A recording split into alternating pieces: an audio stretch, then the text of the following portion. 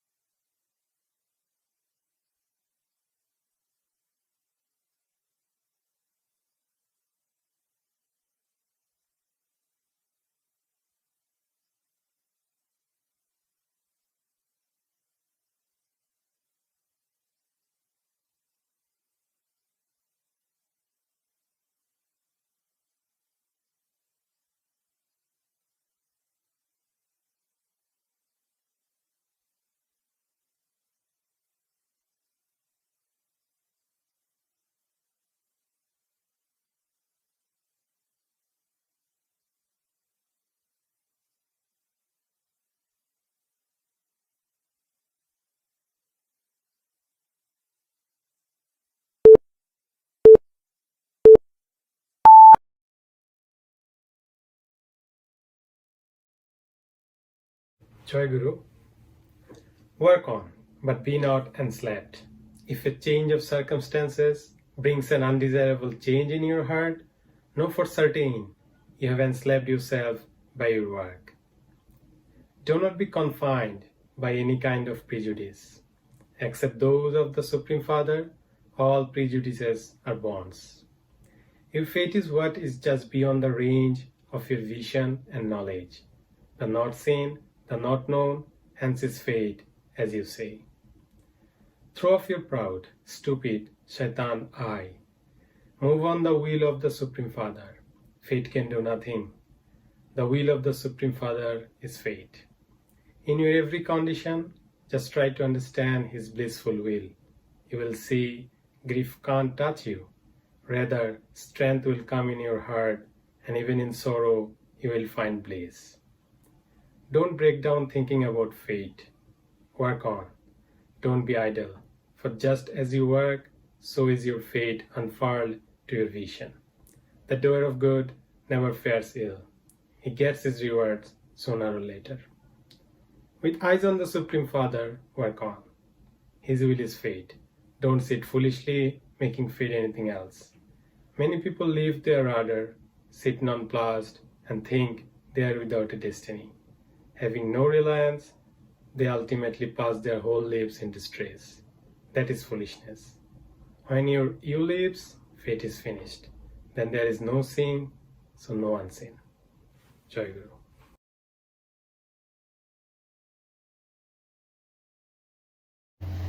Jai Guru.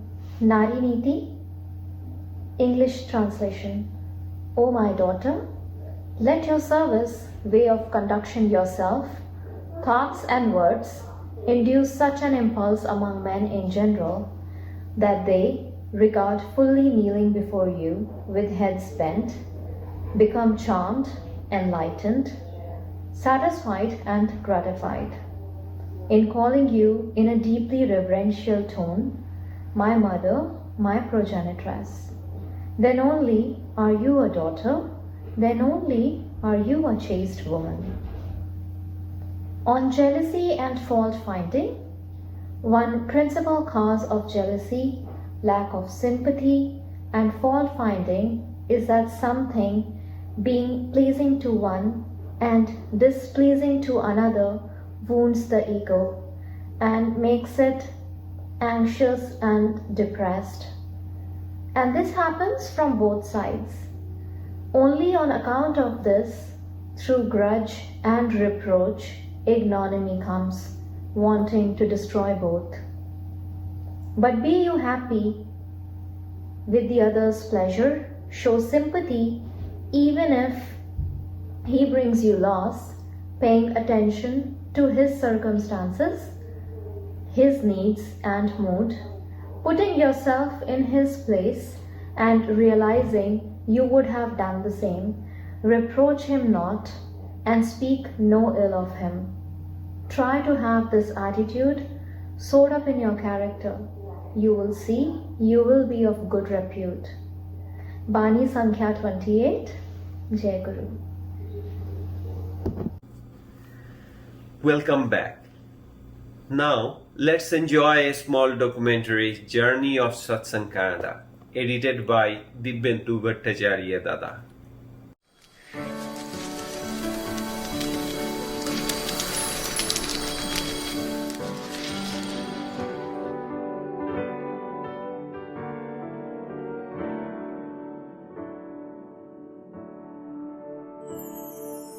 परम करुणा घन सत्य निरंजन प्रभु अवतार पुरुषोत्तम परम करुणा घन सत्य निरंजन प्रभु अवतार पुरुषोत्तम भव भय हारी परम दयाल भव भय हारी परम दयाल दयाल चरणों में मैं करूं प्रणाम परम करुणा घन सत्य निरंजन प्रभु अवतार पुरुषोत्तमा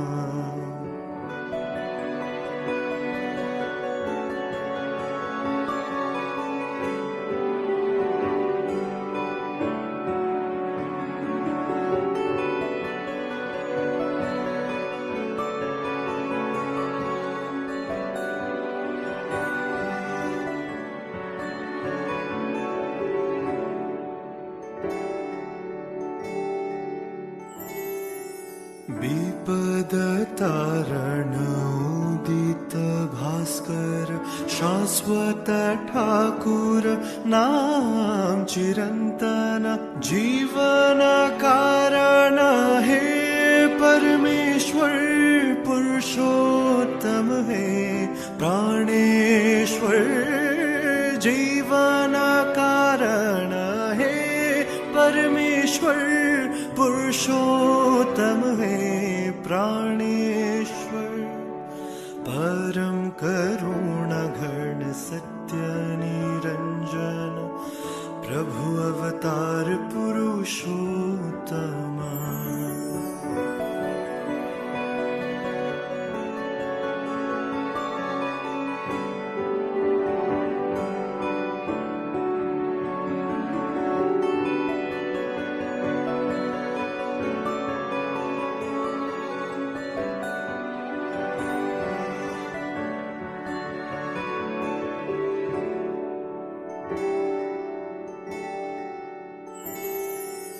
जीवन स्वामी प्रभु अंतर्यामी सद्गुरु प्रभु विश्व विधाता प्रभु अवतारी मोचनकारी प्रभु अवतारी मोचनकारी सर्वपाली करुणादानी अनंत मंगल आश्रय शांति निरामय अमृतालय परम करुण घन सत्य निरंजन प्रभु अवतार पुरुषोत्तमा परम करुण घन सत्य निरंजन प्रभु अवतार पुरुषोत्तमा भवभयहारी परम दयाल भवभयहारी परम दयाल दयाल चरणों में मैं करूं प्रणाम परम करुण घन सत्य निरंजन प्रभु अवतार Purushottama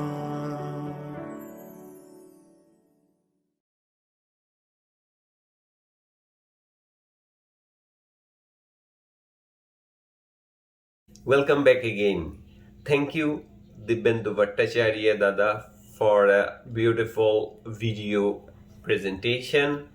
Now, I would like to request 𝗏𝗏𝑛𝑎𝑦𝑒𝑘 Secretary of Satsang Canada, to update us about the activities of Satsang Canada and to brief us about the philosophy of Satsang as well. Joy Guru everyone. First of all, I bow my head before the lotus feet of Sri Thakur. I bow my head before Jagat Janani Sri Barma. I bow my head before Pradhanacharya Dev Sri Bodada. I bow my head before current Acharya Dev Sri Dada.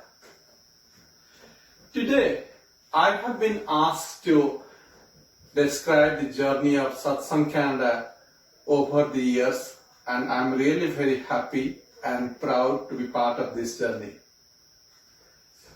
Satsang Canada movement started informally almost 50 years back when Sri Satyajyoti Bose 𝗏𝗏𝗏𝗃 moved to Canada from India. This informal movement took a formal shape sometimes in early 2005.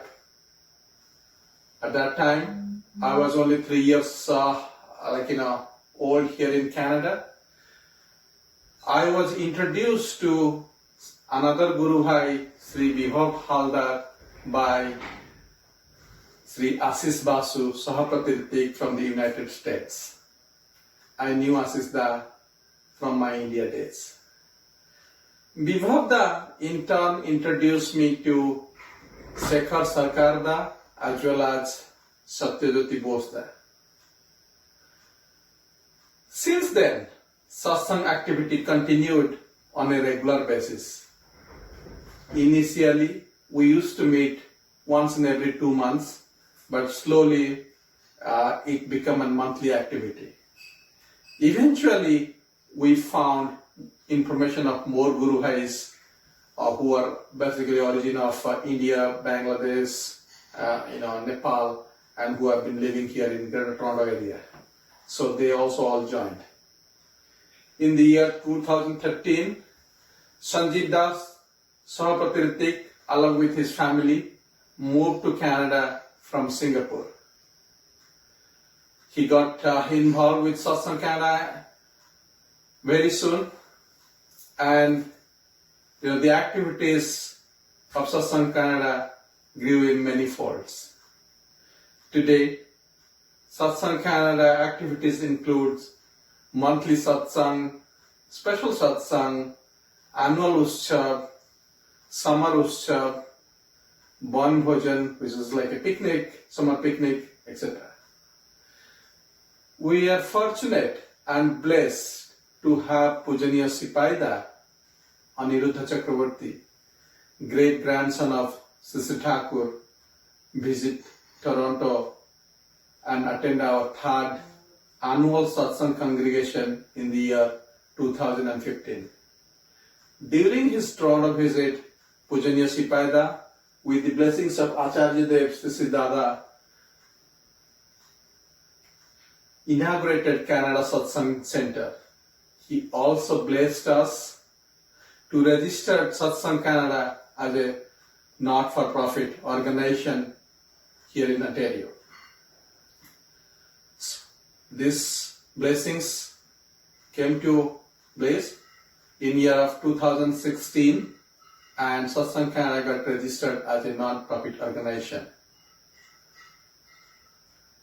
In 2016, one of our Satsang Canada family member, Sri Nandan Pal, got 𝗏𝗏𝗪𝗃𝗃𝗏 from 𝗣𝗏𝗏𝗀. This is a great achievement for Satsang Canada.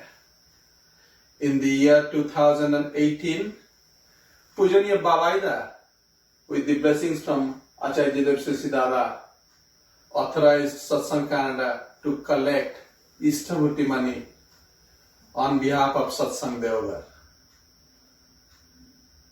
This made it easy for Guru Bhai families across Canada to send their monthly 𝗪𝗏𝗪𝗏 on time. Today, Satsang Canada operation has grown to many major cities of Canada like Ottawa, Montreal, Winnipeg, Calgary, Edmonton, and Vancouver. Other than regular satsang activities, regional Utsavs are also being held in some of these cities. To conclude, it goes back to this saying that his Satnam will spread all over the world, and I do see it personally that it's happening at least in Canada, and we are celebrating his functions, his name everywhere. Again, many thanks for attending this Utsav. 𝗏𝗍𝗪𝗏𝗏𝗏. Thank you, Omidda, for your informative speech. Now I would like to welcome Orijita Gupta from Montreal to perform a dance. Let's enjoy her dance.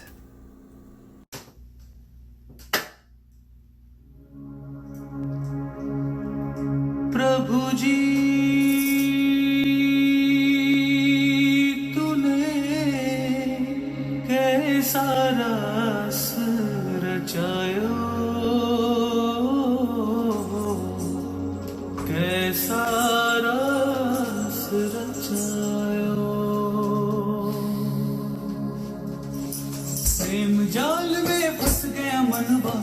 बिन कुछ न सुहायो, प्रेम जाल में फंस गया मनवा, तुम बिन कुछ न सुहायो।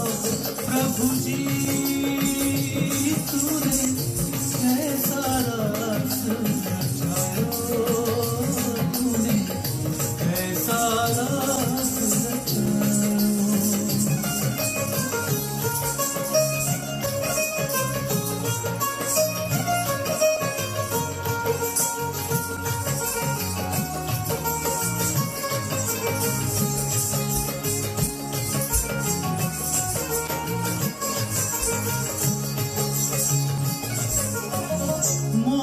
को तोड़ा माया हटाई, भक्ति प्रेम का पाठ पढ़ाई, भक्ति प्रेम का पाठ पढ़ाई। विषय भरम सब बिखर गया, विषय भरम सब बिखर गया। तुमने नीति बताओ प्रभु, तुमने नीति बताओ। प्रेम जाल में फंस गया मनवा, तुम बिन कुछ न सुहायो। प्रेम जाल में फंस गया मनवा, तुम बिन कुछ न सुहायो। प्रभु जी तूने कैसा रास रचायो, कैसा रास रचायो।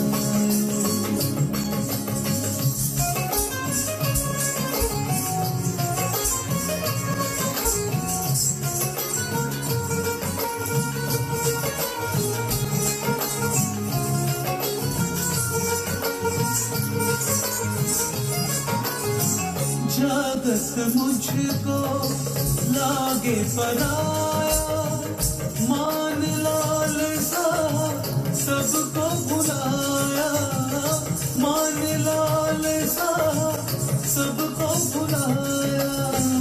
सकल वासना बंधन छोड़ा, सकल वासना बंधन छोड़ा। तुमसे प्रीत लगायो प्रभु, तुमसे प्रीत लगायो। प्रेम जाल में फंस गया मनवा, तुम बिन कुछ न सुहायो। प्रेम जाल में फंस गया मनवा, तुम बिन कुछ न सुहायो। प्रभु जी तूने कैसा रास रचायो, कैसा रास रचायो।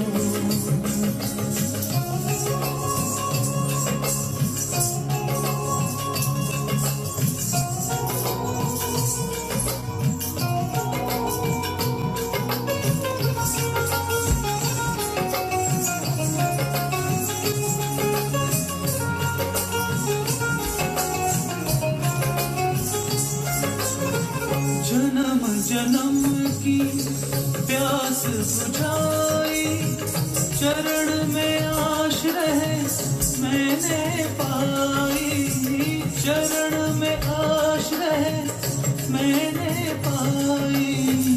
𝗏𝗏𝗆𝗀𝗃𝗃 ताप दहन को, 𝗏𝗏𝗆𝗃𝗃 ताप दहन को। तुमने आज मिटायो, तुमने आज मिटायो। प्रेम जाल में फंस गया मनवा, तुम बिन कुछ न सुहायो। प्रेम जाल में फंस गया मनवा, तुम बिन कुछ न सुहायो। प्रभु जी तूने कैसा रास रचायो, कैसा रास रचायो।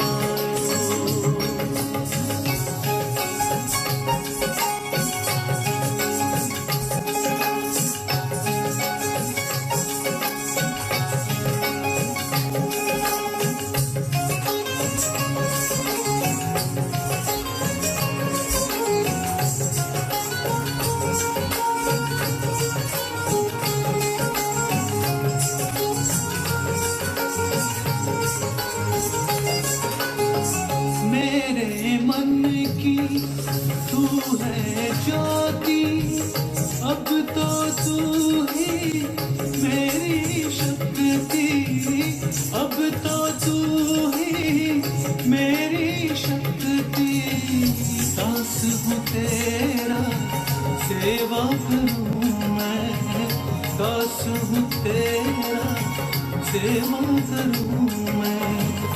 जीवन तुझको चढ़ायो प्रभु, जीवन तुझको चढ़ायो। प्रेम जाल में फंस गया मनवा, तुम बिन कुछ न सुहायो। प्रेम जाल में फंस गया मनवा, तुम बिन कुछ न सुहायो। प्रभु जी तूने कैसा रास रचायो, कैसा रास रचायो, कैसा रास रचायो तूने, कैसा रास रचायो। Thank you, 𝗤𝗍𝗃 for your nice performance. Now, I would like to request 𝗩𝗏𝗃𝗃 to share his experiences with 𝗚𝗏 Thakur. 𝗩𝗏𝗃𝗃 is one of the living Satsangis who have seen 𝗚𝗏 Thakur. 𝗩𝗏𝗃𝗃, we want to hear from you. পরম পূজ্যপাদ 𝗚𝗏 ঠাকুরের শ্রীচরণে প্রণাম। পরমারাধ্যা 𝗚𝗏 বড়মার শ্রীচরণে প্রণাম। পরম পূজ্যপাদ 𝗚𝗏 দাদা, পরম মারাধ্য 𝗚𝗏 দাদা শ্রীচরণে প্রণাম। সবাইকে জানাই আমার আনন্দিত জয়গুরু। বিদায়ী বছরের বিষণ্ণতাকে বিদায় জানিয়ে শুধু নতুন বছরের সকলকে জানাই ইষ্টময় আহ্বান। তাঁর কথায় বলবো কথা, তাঁর সুরে গাইব গান, আবেগে মথিত হয়ে ভরে উঠবে মদের প্রাণ। জীবনের এই সংকটময় সন্ধিক্ষণে বাঁচা বাড়ার তাগিদে পরম প্রেমময় 𝗚𝗏 ঠাকুরের কথা আলোচনা করা অতি আবশ্যক হয়ে উঠেছে। তার কথা মানুষ যদি জানতে না পারে তবে মানুষ বড় হবে কি করে, ঐক্যবদ্ধ হবে কি করে? পরম পিতার কথা মানুষকে জানাতে না পারলে আমি আপনাদের কাছে অপরাধী হয়ে থাকব। এক মনে সবসময় তাকে ডাকতে হবে। নাম বিনা এই কলিযুগে ঔষধি নাই ভবরোগে। করোনা ভাইরাসের দাপটে আমরা বৃত্তি প্রবৃত্তির আবর্তে ঘুরপাক খাচ্ছি। এখন আমাদের সবচেয়ে দরকার সদাচার পালন করা ও আচার্যে অনুরতি। পরম পূজ্যপাদ ও আচার্যদেব 𝗚𝗏 দাদা চান 𝗚𝗏 ঠাকুরকে অবিকৃতভাবে সবার কাছে পৌঁছে দিতে। তিনি এখন ৩.৫ কোটি দীক্ষা দেওয়ার কথা বলছেন। এটাই এখন আমাদের প্রধান চেষ্টা হওয়া উচিত। আজ কানাডা ব্যাপী দয়ালের উৎসব পালন করছি আমরা। উৎসব মানেই সম্বর্ধনা, আমাদের মনকে শ্রদ্ধা, ভক্তি ও বিশ্বাসে ভরিয়ে রাখে। গুরুর পুজোর কাছে অনেক কিছু শক্তি মাথা নত করে। জন্ম মুহূর্ত থেকে জীবনের শেষ পল অবধি আমরা তার করুণা পাই। তিনি ভক্তের ভগবান আর নিন্দুকের কাছে তিনি জাদুকর। দয়ালের তিরোধানের পর আমরা পরম পূজ্যপাদ 𝗚𝗏𝗏 পেয়েছি পরম পূজ্যপাদ 𝗚𝗏 দাদাকে। যাই হোক, 𝗚𝗏 ঠাকুর এবং 𝗚𝗏 বড়মা পরম পূজ্যপাদ 𝗚𝗏𝗏𝗏 বড় খোকা বলে ডাকতেন। প্রতিটি গুরু ভাইয়ের প্রতি তার দরদ না দেখলে বিশ্বাস করা যায় না। সবার কষ্ট লাঘব করতে তিনি ঠাকুর বাড়ি থেকে বড়দা বাড়ি অবধি একটা মন মুগ্ধকর রাস্তা তৈরি করার জন্যে শ্রী শ্রী দাদাকে বলেন এবং সেই অনুযায়ী একটা রাস্তা তৈরি হয়। সেই রাস্তা দিয়ে গেলে মনে হয় যেন স্বর্গধামে যাচ্ছি আমরা। তাঁর লেখা বহু ভক্তিগীতি আমরা গাইতে চেষ্টা করি। মানুষকে জয় করা যায় ভালোবাসা দিয়ে। পূজনীয় বাবাইদা দেওঘরের আশ্রমে করোনা ভাইরাসের সেই প্রতিরোধ করে রেখেছেন।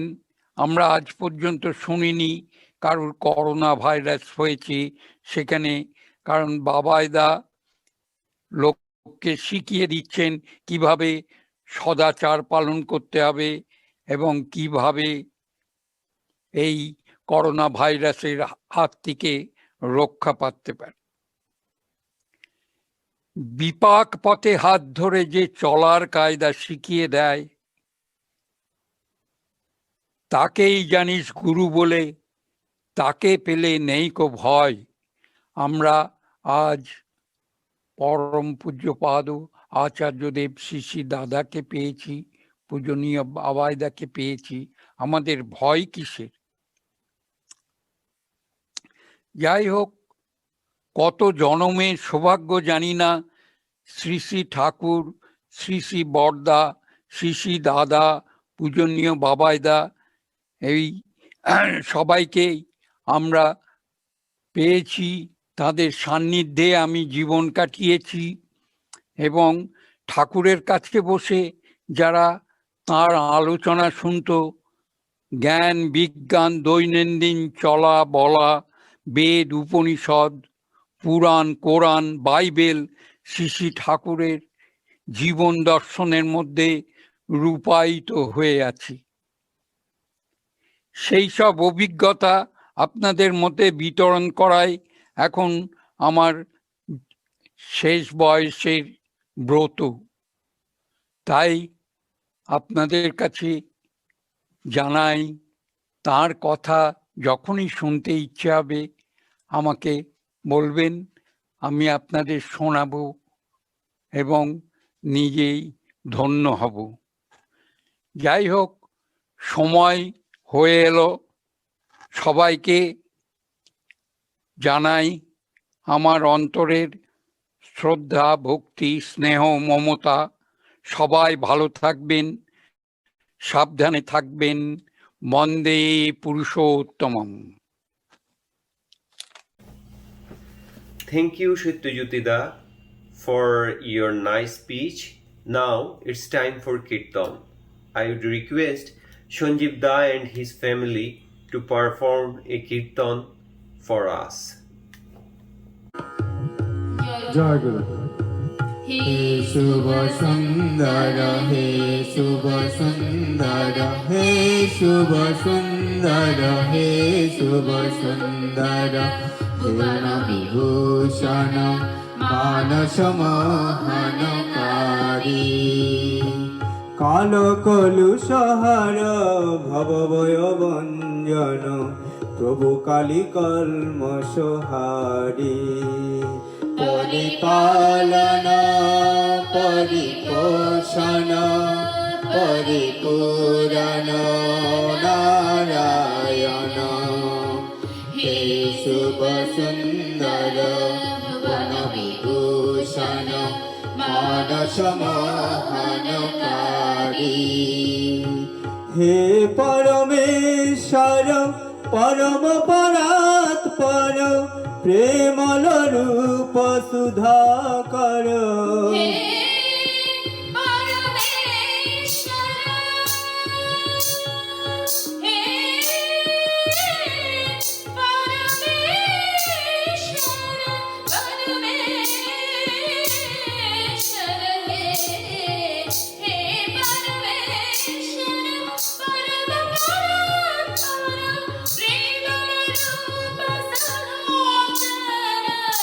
জয় জয় জয় গুরু ভর আদি শব্দ ধর জগত জীবন কারণ পরিপালন পরিপোষণ পরিপূরণ নারায়ণ হে শুভ সুন্দর বন বিভূষণ মানস মোহনকারী হে করুণাময় পরম প্রেমময় চির অনুকূল ভরাভয়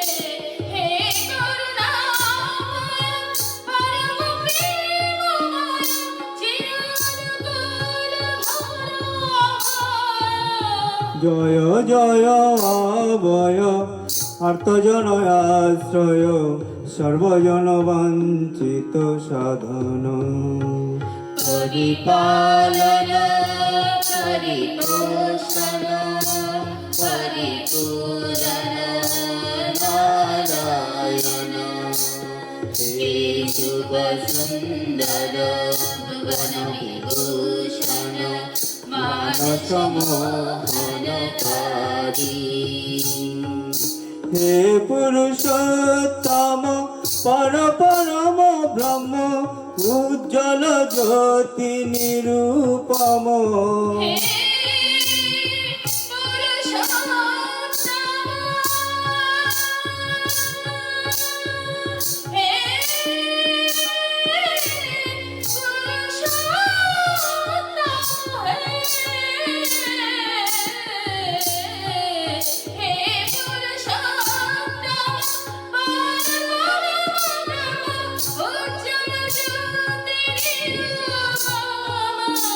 জয় জয় প্রিয়তম মনোহর অনুপম অতি অপরূপ মনোভাবন পরিপালন পরিপোষণ পরিপূরণ নারায়ণ হে শুভ সুন্দর হে শুভ সুন্দর হে শুভ সুন্দর হে শুভ সুন্দর হে শুভ সুন্দর হে শুভ সুন্দর হে শুভ সুন্দর হে শুভ সুন্দর হে শুভ সুন্দর ভুবন বিভূষণ মানস মোহনকারী মানস মোহনকারী মানস মোহনকারী জয় গুরু। Wonderful, wonderful performance by 𝗪𝗁𝗪𝗓 and his family. Thank you, 𝗪𝗁𝗪𝗓, for your nice performance. Now, I would like to request Nandanda to say something about 𝗪𝗔 Thakur. Nandanda, please come forward. Joy Guru, brothers and mothers in faith. My name is Nandan Pal. I am a speaker in Canada. Satsang Canada, with grace of Parampita and Ashirvad from 𝗔𝗵𝗿𝗍𝗲, is arranging its Canada-wide annual Utsav online due to COVID-19. I have been advised to say a few words in 5 minutes, focusing a Bani of 𝗔 Thakur Anukul Chandra, Purushottam of the age. The Bani is, you are for the Lord, not for others. You are for the Lord, so for others. Before I begin, I would like to offer my obeisances to my loved Lord, my spiritual master, 𝗔 Thakur Anukul Chandra, to Mother of the Universe, 𝗔𝗵𝗿𝘆𝘁, to the first 𝗪𝗁𝗪𝗃 𝗔𝗱𝗵𝗸𝗃 and to the current 𝗪𝗁𝗪𝗃 𝗔𝗱𝗃𝗃. This Bani enlightens the prime principles of human being. Basically, I would not be able to focus the Bani in 5 minutes because I am not that much knowledgeable. Even so, I will try my best to touch the Bani within the shortest possible time. In Alochana Prashange, Sri Thakur said, 𝗡𝘁𝗁𝗁 is the foundation of Dharma.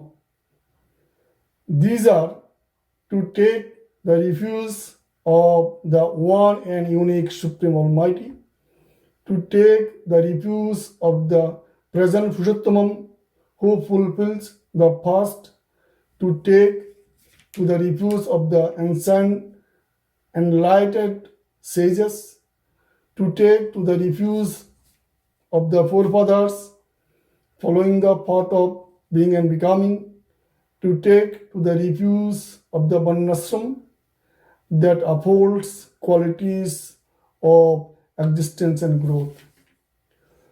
The first part of the Bani is you are for the Lord, not for others. So this Bani relates to the first 2 points of the 𝗡𝘁𝗁𝗁. So here you means, I would say, all creation of this universe. So at the time of creation, Lord, that is God, has promulgated the rules of being and becoming to all of its creation, like sun, moon, the globe itself, the air, water, fire, trees, etc., surrenders to the Lord by way of performing their duty. As it is said in 𝗪𝗵𝗔𝗃, Lord Sri Krishna, 𝗦𝗿𝗶𝗇𝘁𝗍𝗵, 𝗦𝗿𝗇𝗆 𝗵𝗔𝗔𝗍𝗵. That means you do work for me. By doing work for me, you can come to me, you can surrender to me. So we the human being make our life complexes by ignoring the simple path of being and becoming. Because of that, the creation suffers and the creator pains. Therefore, the creator comes on this earth from time to time in human form to provide us the guidance of being and becoming. Therefore, it is said in 𝗪𝗵𝗪𝗃, Lord Sri Krishna, that 𝗧𝗵𝗿𝗆 পরিত্যাজ্য মাম একং শরণং Braj. And it is also said in the Holy Bible, I am the way, the truth, the life. No one comes to the Father except through me. It is also said in Holy Quran that take to the refuge of Allah and Rasul. So therefore, our duty is to surrender unto the Lord and human form. Without surrendering to the Lord, that is His messenger, His incarnation, whatever the term we use, we would not be able to work successfully, to work sufficiently, to surrender completely to the Lord. Who is also said in 𝗡𝘁𝗁𝗁, it is called divine aspect of the Dharma. It never changes since creation of this earth. Now, I would like to say a few words about the other parts of the Bani. You are for the Lord, so for others. We, the human being, live in the society where environment of the society is very important to maintain the existence and growth of the humanity until to the society. Here, the formation of the society varies according to the time, that is age, place and the inhabitants living there. Therefore, 𝗔𝗍 Thakur said, empathetic dealings with inquisitive services and existential tactfulness is an oblation to the love Lord, is the gracious way to create a work of heaven through the hearts of the people. As Lord Sri Krishna said, 𝗩𝗿𝗆𝘀𝘁𝘃𝗵𝗵𝗱𝗏. That means the creation is my part, so they are created since creation of this earth. 𝗔𝗍 Thakur said, পরিবেশের কোনো কারো ক্ষতি যে হইল তুমিও বুঝো অনুপাতে তোমাতেও অশ্লীল. 𝗔𝗍 Thakur also said, লোকচর্যী জীবন যাদের তারা কিন্তু লোক মহান, নিষ্ঠা নিপুণ সেবায় তাদের তুমি হবে সৎ শ্রীমান. 𝗔𝗍 Thakur also said, পরশিরা তোর নিপাত যাবে, তুই বেঁচে সুখ খাবি বুঝি, যা ছুটে যা তাদের বাঁচা, তারা যে তোর বাঁচার পুঁজি. 𝗔𝗍 Thakur also said, পাড়া পড়োশের বাঁচা বাড়াই, রাখিস তুই স্বার্থ টান, তাদের ভালো চেতিয়ে তুলিস, স্টানুট করে প্রাণ. So, that means without our contribution to the society, we cannot serve the Lord completely because Lord is the part of the society. Therefore, we need to surrender to the Lord only. Also, we need to surrender to the Lord by way of serving the society as well. With this word, I want to conclude my few words. Jai Guru, Bande Purushottamam.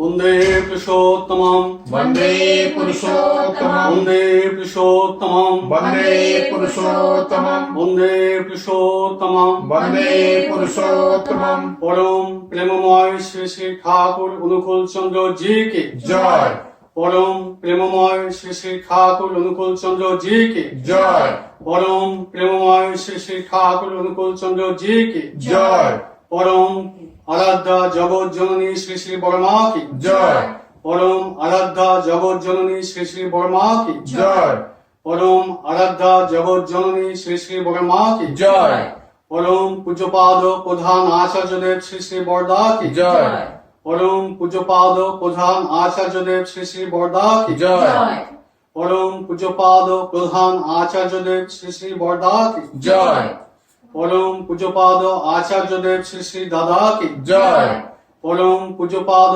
আচার্যদেব শ্রী শ্রী দাদা কি जय পরম পূজ্যপাদ আচার্যদেব শ্রী শ্রী দাদা কি जय সৎ সঙ্গ কি जय সৎ সঙ্গ কি जय সৎ সঙ্গ কি जय বন্দে আর্য পিতৃন वन्दे आर्यपितॄन् বন্দে মাতৃবর্গান वन्दे मातृवर्गान् বন্দে অহং কৃষ্ণদৈবতম वन्दे अहं कृष्णदैवतम् বন্দে পুরুষোত্তমম वन्दे पुरुषोत्तमम् পরম প্রেমময় শ্রী শ্রী ঠাকুর অনুকূল চন্দ্র জি কি जय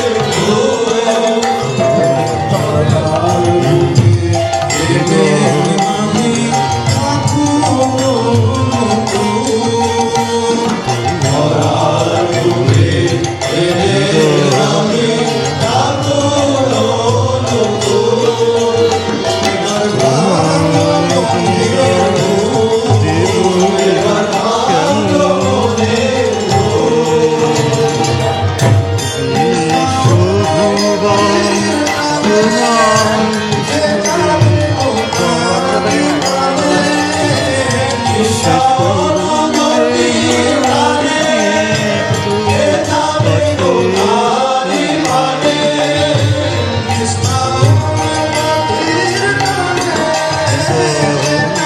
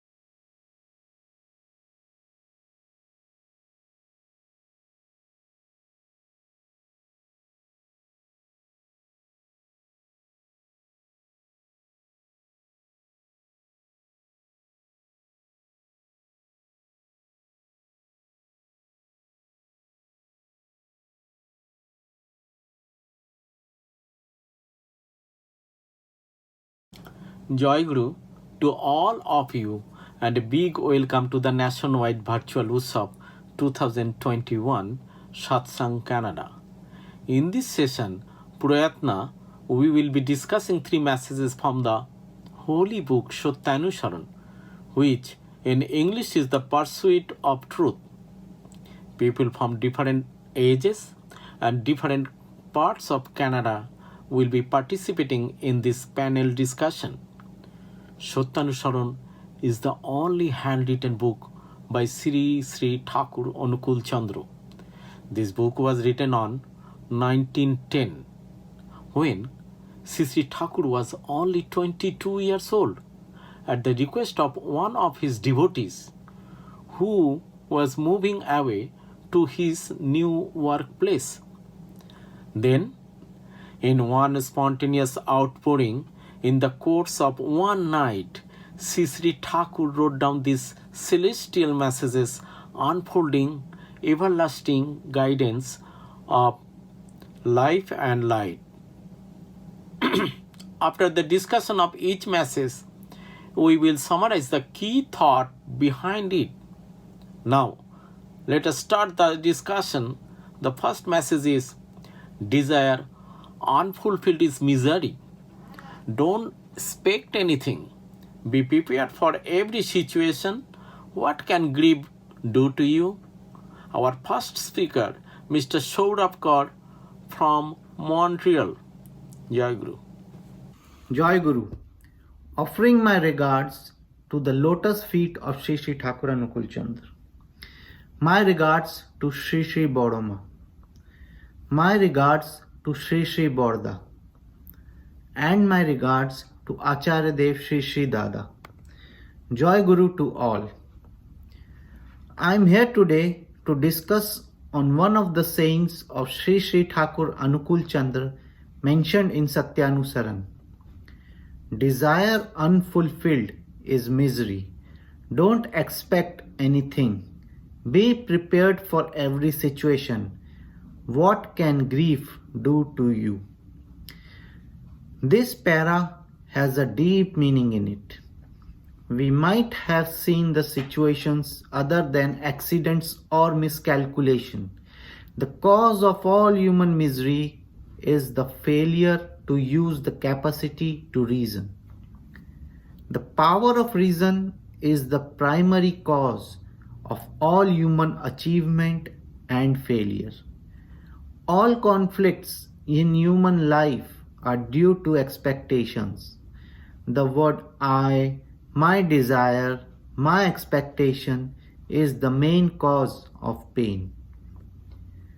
We are expecting people to follow our way, but am I be able to follow their way? Why should I listen to him? If I like a flower, say rose, it is not necessary that the other person will also like rose. He might like something else. Similarly, I cannot expect what I think my spouse and my children will also think the same. This whole situation creates a conflict in our belief. Such type of thinking creates a strong belief system which gives rise to an expectation. Having expectation is normal, but to change our belief system to a right direction, we need a living ideal. A living ideal or his ideology can guide us to a proper direction in misery. Following the ideology will lead us to live a life in a planned and peaceful manner without any expectations. If I always run to achieve or get the best thing in my life, I will never get satisfaction in my life. I will always think that whatever I have is very less for me and there will be no end of my expectations. A rich man might have lots of money, but he might not be happy with the number of dishes his mother or his spouse cooked for him. His life will be in grief because his expectations will never going to be fulfilled. On the other hand, a poor guy is happy with only one dish as he don't have any expectations. Like rich people, he has controlled his expectations and accepted his life to live in whatever he has. Similarly, following the sayings or ideology of 𝗓𝗫 Thakur Anukul can help us to control our expectations, and we can be ready for each and every situations so that we can always live a peaceful and happy life. Joy Guru. Thank you, Mr. 𝗪𝗏𝘀, for your insightful explanation. Mr. Kaur explained the cause of all human misery comes from over expectation and how to control our desire. Thank you again. Now I will move on next speaker, Mr. Sripati Mahanti from Toronto. Joy Guru. I am very delightful to give my thoughts on a beautiful yet powerful line from Satyanusaran, and I quote, "Desire unfulfilled is misery. Do not expect anything. Be prepared for every situation. What can grief do to you?" So, what is desire? Desire is the emotion of longing or hoping for a person, object, outcome, or maybe expecting a little more than what we have right now. Desire is a contract we make to be unhappy. We carry within us an insatiable desire for more, which is a destroyer of contentment. Although the fulfillment of our wants can somehow repair our yearning souls momentarily. But when expectations do not match the reality, we are left disappointed, shattered, and at times miserable. This can be avoided if we have controls on our expectations. Alongside of all the amazing gifts, human life is full of challenges, mistakes, struggles, and regrets. Those who are surrounded by it and fail to accept them as a part of their life, left with discomfort, suffering, and agony. But when someone embraces these and put valiant effort without any expectations, can accomplish many things, maybe in a smaller or a larger scale. In Bhagavad Gita, it is said that the meaning of our duty for desire is in the intention. The intention behind the action is what matters. Those who are motivated only by the desire for the fruit of actions are miserable, for they are constantly anxious about the results of what they do. As a human being, we desire many things. In discussing the body, we would probably take desire for granted. But imagine how different the nature of life would have been if there were no desires. Mostly, we are fond of materialistic desires instead of spiritual desires, which is the cause of bondage. Sometimes, this gives us immense power to achieve what we expect, and that gives maybe a little happiness in the process. But if by any means we fail to achieve what we have expected for so long, becomes the source of unhappiness, discomfort, and suffering. A humorous acronym for this context would be NATO, or not attached to outcome. Consider its application in regular course of life. If we work hard and harder in our respective jobs and be absolutely honest in our efforts without expecting a quick promotion or a sudden pay raise, then we will be able to coexist with our professions without any performance pressure, anxiety, or hopelessness, isn't it? Finally, everything that we do is the will of Supreme Father, and this is fate. We should keep this in our mind that He is with us, always, everywhere. In every situation, we need to understand that this is His blissful will. This thought, rather, will give strength and courage in our heart, keeping misery away from us. In fact, His presence in our heart will lead us to happiness in the ocean of grief. Joy Guru. Thank you, Mr. 𝗡𝗁𝗂𝗃 Mohanty. You have mentioned three things. NATO, not attached to outcome, work hard without expectation, faith in Supreme Lord. I love this prescription for the contentment and the happiness. Thank you. Now I will move on to the next speaker, Mr. 𝗏𝗏𝗍𝗏 from Calgary. Jai Guru. My name is Bittu and I'm from Calgary. Thank you for giving me the opportunity. Today I'm going to share a little bit about the page number 7 from the 𝗏𝗏𝗍𝗏, and the topic is desire unfulfilled is misery. Don't expect anything. Be prepared for every situation. What can grief do to you? The lack of happiness which brings weakness and fear in the heart is grief. And nobody is miserable by nature. If one wishes, he can drive it out of their mind by having an abundance mindset and not a scarcity mindset. When we have an abundance mindset, our purpose in life is much bigger than ourselves. It's about how many people we can serve unselfishly without any expectation in return. The people of the scarcity mindset always feel that something is lost when we give to others, while people with the abundance mindset always feels that we create a vacuum and space by giving to others so that it can be filled with abundance. As Thakur Anukulchandra says, that unfulfilled desire is misery. According to me, what he's trying to say is that our desires are only constrained to ourselves or me. In those situations, we feel that we have fallen to a level of comparison to somebody else, which is the main cause of grief and sorrow in today's world. The only person we can compare to is ourselves, how we were yesterday, and how we can improve from what we were yesterday. We should always hope for the best. At the same time, we should always prepare for the worst, because there is an utter feeling that there is supreme power who is constantly guiding us and helping us through this situation, and he will take care of us.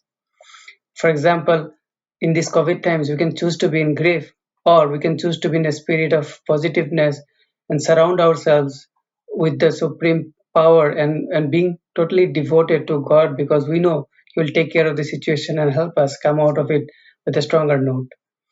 How do we keep prepared for every situation? When we start to look at these positives in every situation, we can feel blessed for a lot of things that we see around us. Whereas if you only focus on the negatives and what we are lacking, we always have the feeling of the scarcity in our mind, and the same pollutes our environment and the same reflects on us as well. People can smell that, and people can understand that we are creating a negative aura around us. How can we give to the society our best if we don't have our best? So at the end, we can all pray to the Supreme Power by saying that thy will is good. I don't know what will make me good. Let thy will be fulfilled in me, and be ready to accept that. The joy will remain and sorrow will not touch us, or rather it will be diluted, because our focus is now no longer on ourselves only. Misery and happiness are both states of mind. We can opt to choose either the happiness or the positive, or we can opt to choose the negative or the misery. We may serve the world in 1,000 different ways, but we cannot destroy its misery until the sense of inadequacy is removed from our heart. Once we give with the abundance mindset, once we give with the faith, we start to see a lot of great things happening around us, because offering without faith is a waste of flowers. Dharma teaches us to be one. There is no variety. The views can be different, but all of them talks about having faith in the Almighty and being the best version of ourselves. And that's the best way we can do our service to the humanity, because that's the best way we can become a best disciple of the Almighty Sri Sri Thakur Anukulchandra. That's all I had to share. Thank you so much. Jai Guru. Thank you, Mr. 𝗏𝗏𝗍𝗏. You explained this message very well. Nobody is miserable in nature. Desires are constrained to ourselves, and that is the main cause of misery. Good. Now, I would like to thank you all for your wonderful explanations. So the key thought is that we clearly understood misery comes from our over expectations. It drives us towards the endless desire, one after one. I am not at all idealistic, I can go anywhere. Again, if I am not goal-oriented, my mind will play around. To reach the goal or to upgrade ourselves, we have to accept all challenges. Another way, we can say this is to be prepared for all situations we encounter. We know evaluation taught us the way of existence. If we fit in with any situation, every little object of life will make our lives better and easier. But our endless greedy desires leads us to the edge of distractions. If we learn to adjust our unmet aspirations, words like misery, pain, etc. will be erased from our lives. Now, I will move on to the next message, and the speaker is Mr. 𝗡𝘁𝘁. The message is, know this for certain. You are responsible for the present and future of yourself, your family, your environment, and your country. Thanks. Joy Guru. My topic for discussion is from 𝗪𝗏 in English, page 17, where Sri Thakur says, know this for certain. You are responsible for the present and future of yourself, your family, your environment, and your country. What Thakur said encompasses a broad meaning. Indeed, we cannot change past, but of course, the control of our present is in our hand. We have the power to greatly influence the future by consciously making present moment choices that are consistent with the future we want. As we all know that our lives are the reflections of our decisions. Every action we take has a negative or positive consequences depending on type of action taken. People have both good and bad habits. These habits can impact on the people around us. Today, bad habits such as wasting considerable amount of time in social media such as Facebook, YouTube, or TikTok, or spending time in gossiping or criticizing others are very popular in our modern society. Especially from the time children are born, they learn how to live in the world by observing and imitating those around them. Therefore, being parents, we have a big responsibility to be a good role model. If parents abuse alcohol or drugs, their children are more likely to do the same. Children whose parents are emotionally there for their kids have better social, academic, and well-being outcomes than those whose parents aren't available. Today's children are tomorrow's citizens, so we must help shape the citizens of the future by being a good role model. So in order to be a good role model, we have to be mindful in our habits, decisions, and actions we take. Ask questions with why on what we do. As you start to answer the question, you are shifting your thinking into a whole new direction toward a positive outcome or a solution. Mindfulness is about being consciously aware of thoughts and feelings that are happening in the present moment as opposed to being in default mode. Practicing mindfulness can slow us down, take us out of default mode, and give us a window of opportunity between thought and action where we can make a choice to allow a better future. And as a Satsangi Guru Bhai or Guru Ma, we are fortunate that we are guided from the day one when we take initiation with Nam and Dhyan, name and meditation. So here the gist what Thakur wants to tell us is whatever we sow, we will reap, and our life will manifest it. Joy Guru. Joy Guru. Mr. 𝗡𝘁𝘁, who is from Calgary. You have explained the message very well,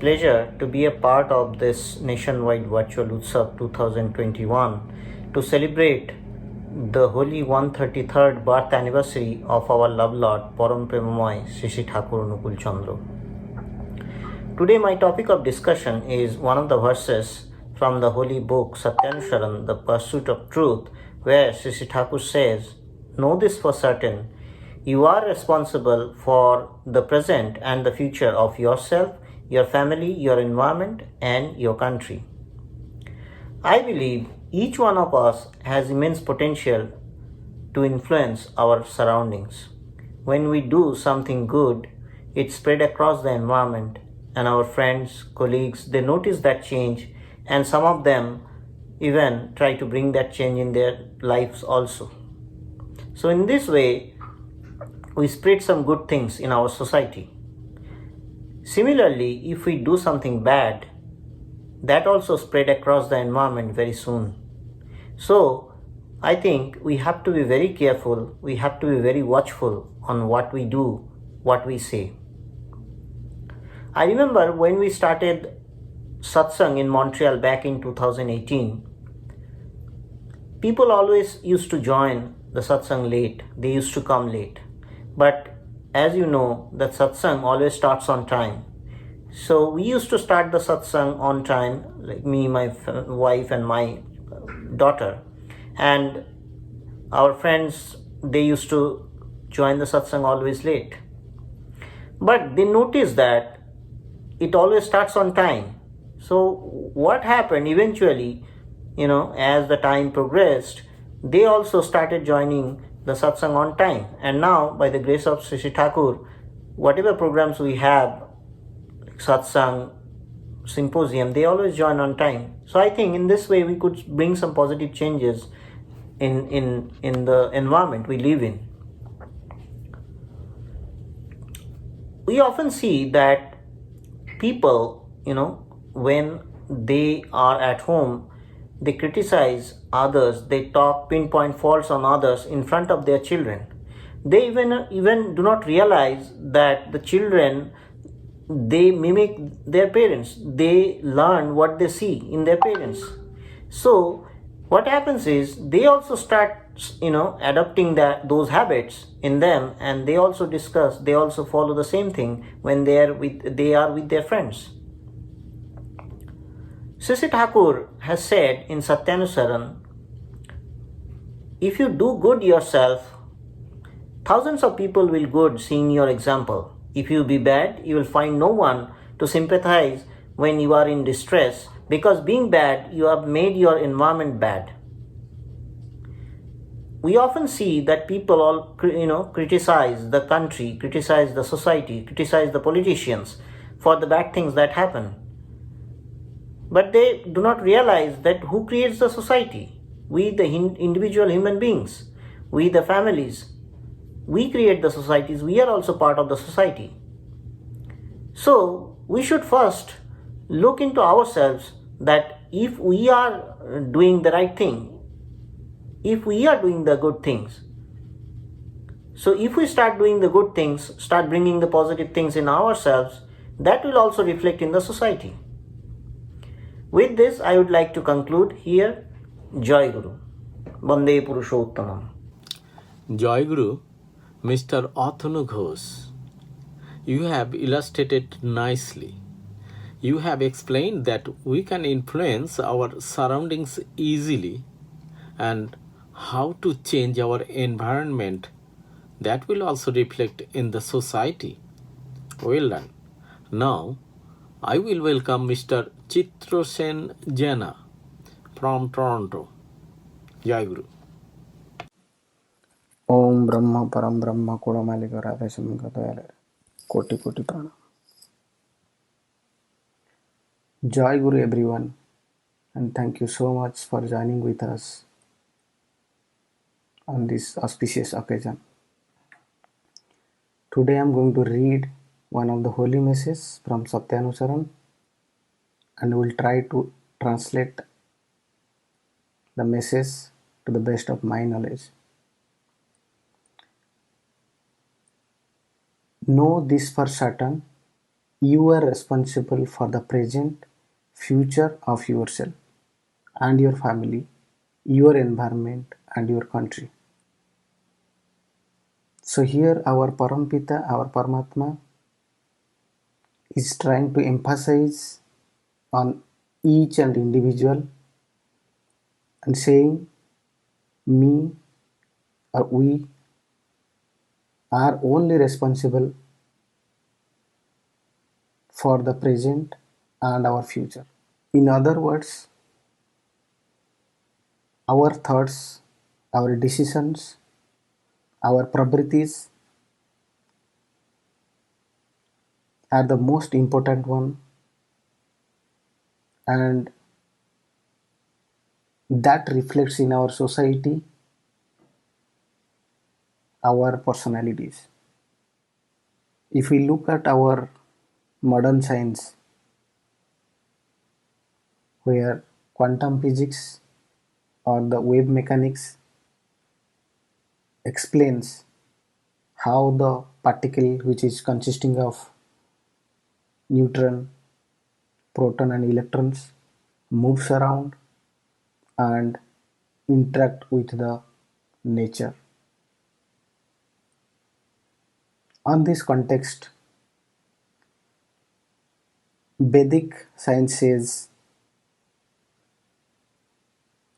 to rectify ourselves, we must get control over our properties.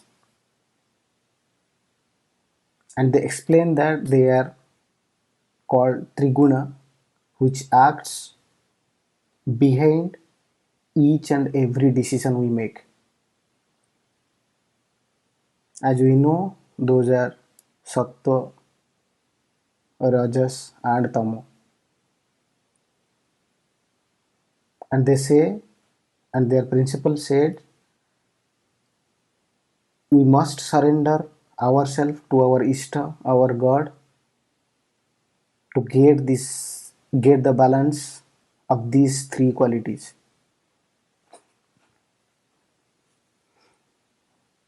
On this context, our Paramatma, our beloved Sri Sri Thakur, beautifully says in 𝗤𝗵𝗔 that take to the feet of a true master, go on taking holy name, and remain in the company of devote.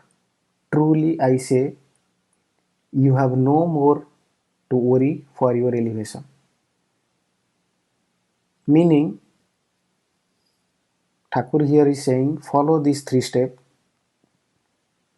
Firstly, surrender yourself to a true master and take the holy name and go to the shelter of Satsang. If we do follow these three timely, then we don't need to worry about our self-elevation, because that works automatically in a scientific way. As a result, we will gain the eternal peace.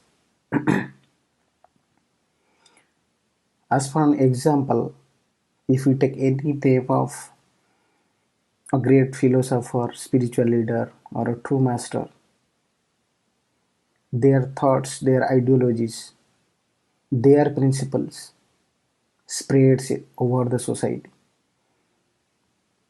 and helps others, millions of people, to live peaceful life and attracts globally to get the spirit. So we must surrender ourselves to our Paramatma, our Ishta, Sri Sri Thakur, and adopt his ideologies to get the better life. Let's always chant his name and shine our life. With this, I wanted to end my talk. Jai Guru, Bande Purushottamam.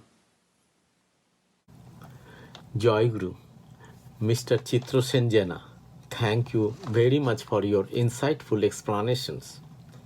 You mentioned we must surrender to our true master, then we can control our vritti, pravitti, and to balance our sattva, rajo, and tamo. Now, I would like to explore the key thought beyond this message.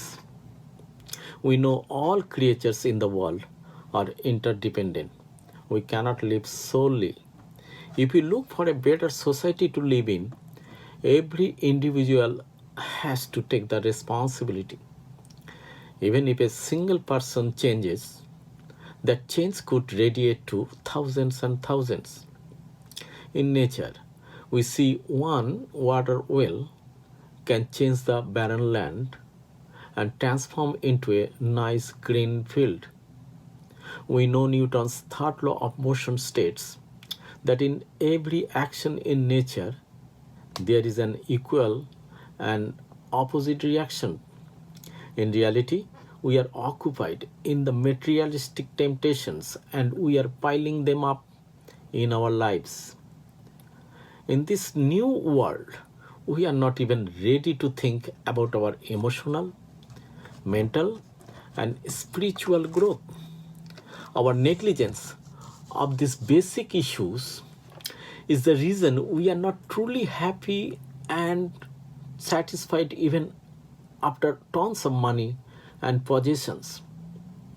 Our environment is getting worse day by day. We are destroying our future, so it is time to take responsibility of our lives in every way, so we can make a better future. In Magna Dicta, Sri Thakur said, page number 241, when every individual with his community for the common interest to uphold the mission of life and growth with every free access, enter in a common platform conjointly to serve one another to hasten prosperity and welfare of every socio-individual ruling. Now, I will move on to the next message, and the speaker is Mr. 𝗣𝗿𝗆𝗀𝗃 from Vancouver.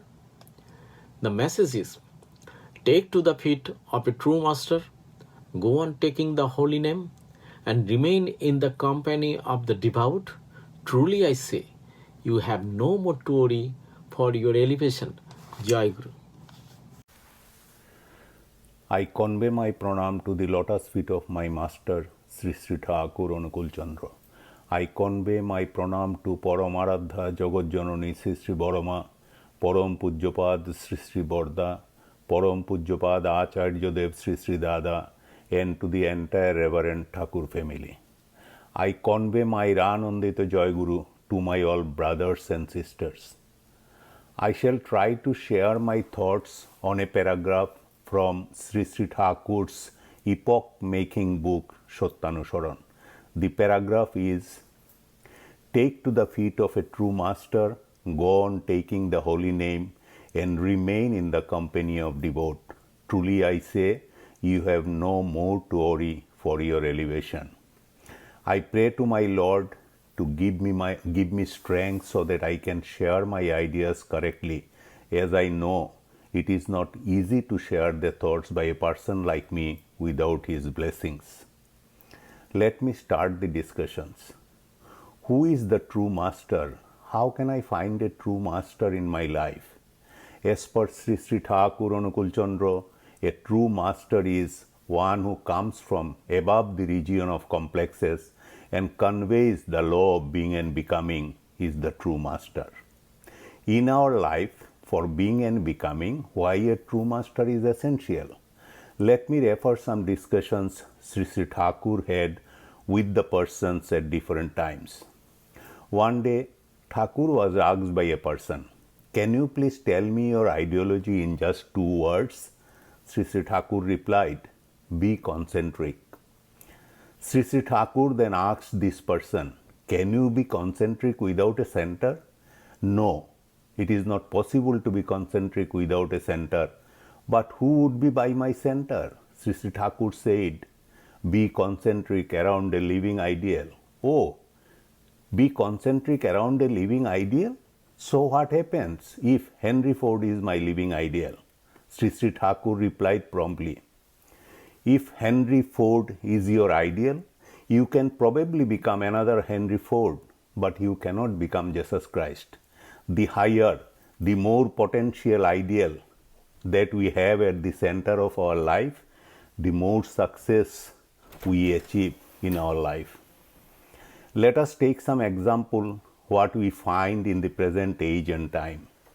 A person is very honest and very successful in his office, but he is very unhappy in his family life. Another person is very happy in his family life, but he is very unpopular in social life. We rarely find a person who is happy in life in all respect. One day, one scientist came to 𝗏𝗏 Thakur, and during conversation, this 𝗏𝗏 Thakur asked the scientist, "Have you ever gone to the market to buy vegetables?"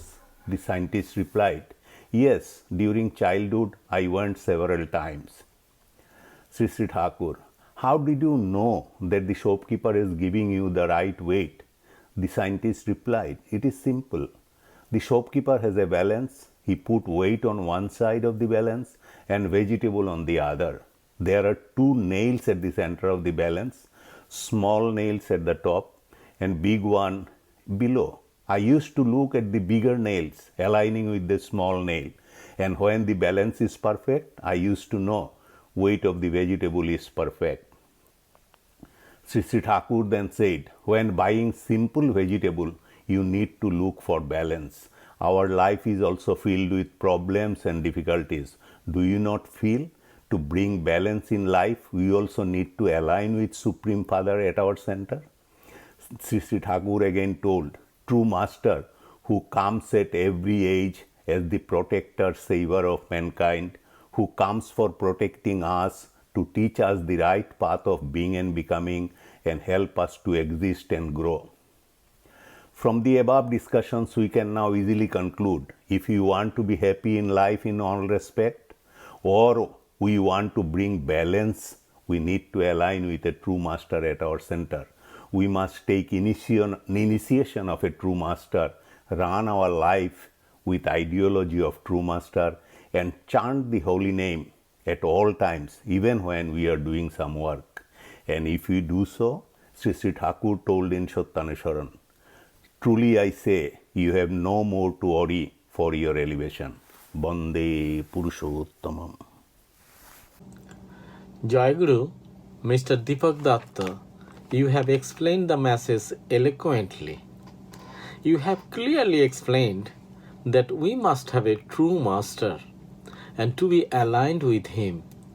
Then we can lead a balanced life, and we can also bring joy and happiness in our life. Thank you very much. Now, I will move on to the next speaker, Mr. 𝗏𝗁𝗃 from Montreal. Jai Guru. Jai Guru. Today, I offer my prayer to the lotus feet of 𝗏𝗏 Thakur 𝗏𝗃𝗀𝗁, 𝗏𝗏𝗍𝗏 𝗏𝗏 𝗏𝗏 𝗏𝗏 Today, I feel very happy to be part of the nationwide Utsav, which is happening on 6th of February. Now the question is, do I really live a meaningful life? And am I going in the right direction or not? As humans, we have the tendency of overestimating ourselves in most of the departments of our lives. For example, we all know money can't bring us happiness, but most of us chase after it in life, not thinking how much we are sacrificing for it. So we have to think over here what we are overestimating. Here we are overestimating the power of money actually. And there are other examples like that. Since there is only one life to live, it should be lived in the right direction. And who's gonna give us the right direction? So this is where taking holy name and following the instructions set by our Guru 𝗓𝗏 comes into play.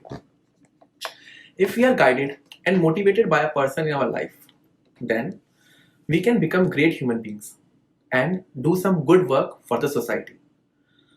But if we don't have anyone to guide us, then no matter how smart we are, it won't take long for our downfall. For example, if our clothes are dirty, then we must wash them with soap. Similarly, we are affected every day by the society and commit some ethically wrong acts that needs to be cleansed with an idol. If we don't make anyone our idol, it will be too late to rectify those things. Having an idol helps us to do the right things all the time, as well as not to do some things which will harm our society. Also, important in our life is meditation or dhyan. Meditation using holy name is an important part in our satsang. Meditation leads to patience and discipline. Only living is not important. We are all living our lives. But to live an enjoyable and meaningful one is not common. For example, the flowers of the jungle grow on trees, as do those of the garden.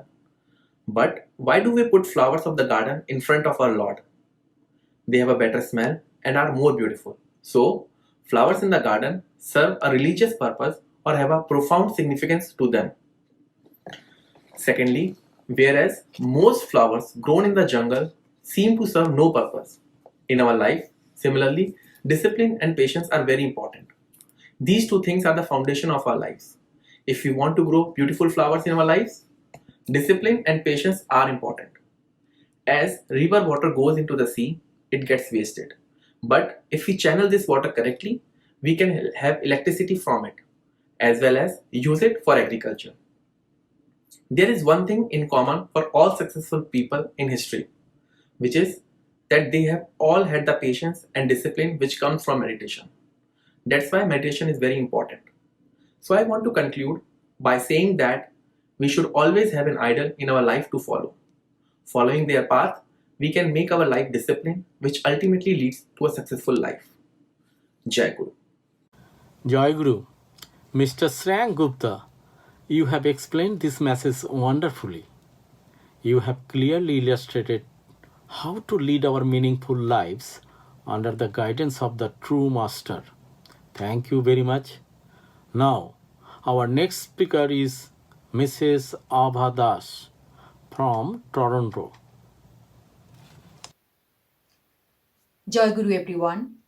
My name is 𝗣𝗏 Das. I'm speaking about a Bani of Satyanusaran and elaborate it. According to Satyanusaran, take to the feet of a true master, go on taking the holy name, and remain in the company of the devout.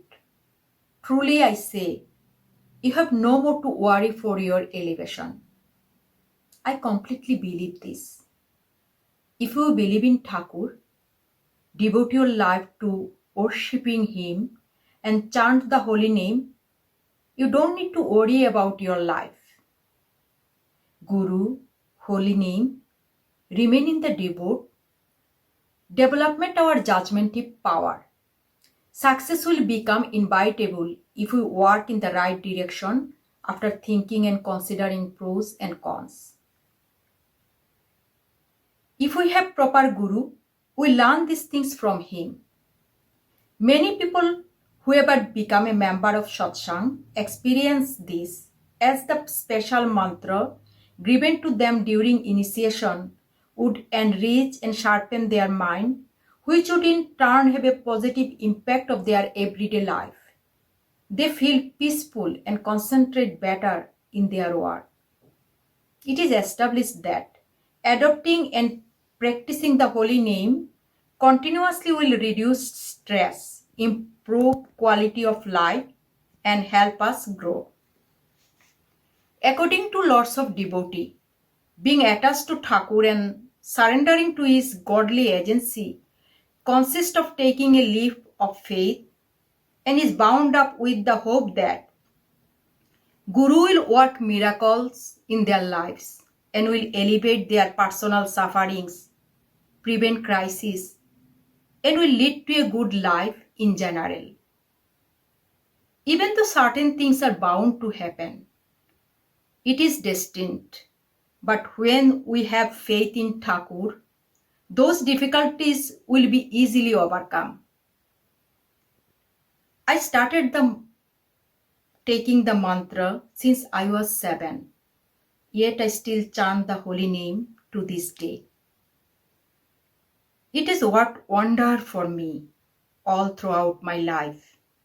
I would recommend for anyone to take the mantra too, and they can realize how much their life will change. At the end, I say, by seeking out the Guru's direction and by following his spiritual prescription is the right path, and this will help in all-round development, physical, mental, and spiritual. Jai Guru. Jai Guru, Mrs. 𝗣𝗿𝗆, for your insightful thoughts. She has beautifully explained her feelings as a devotee of Satsang.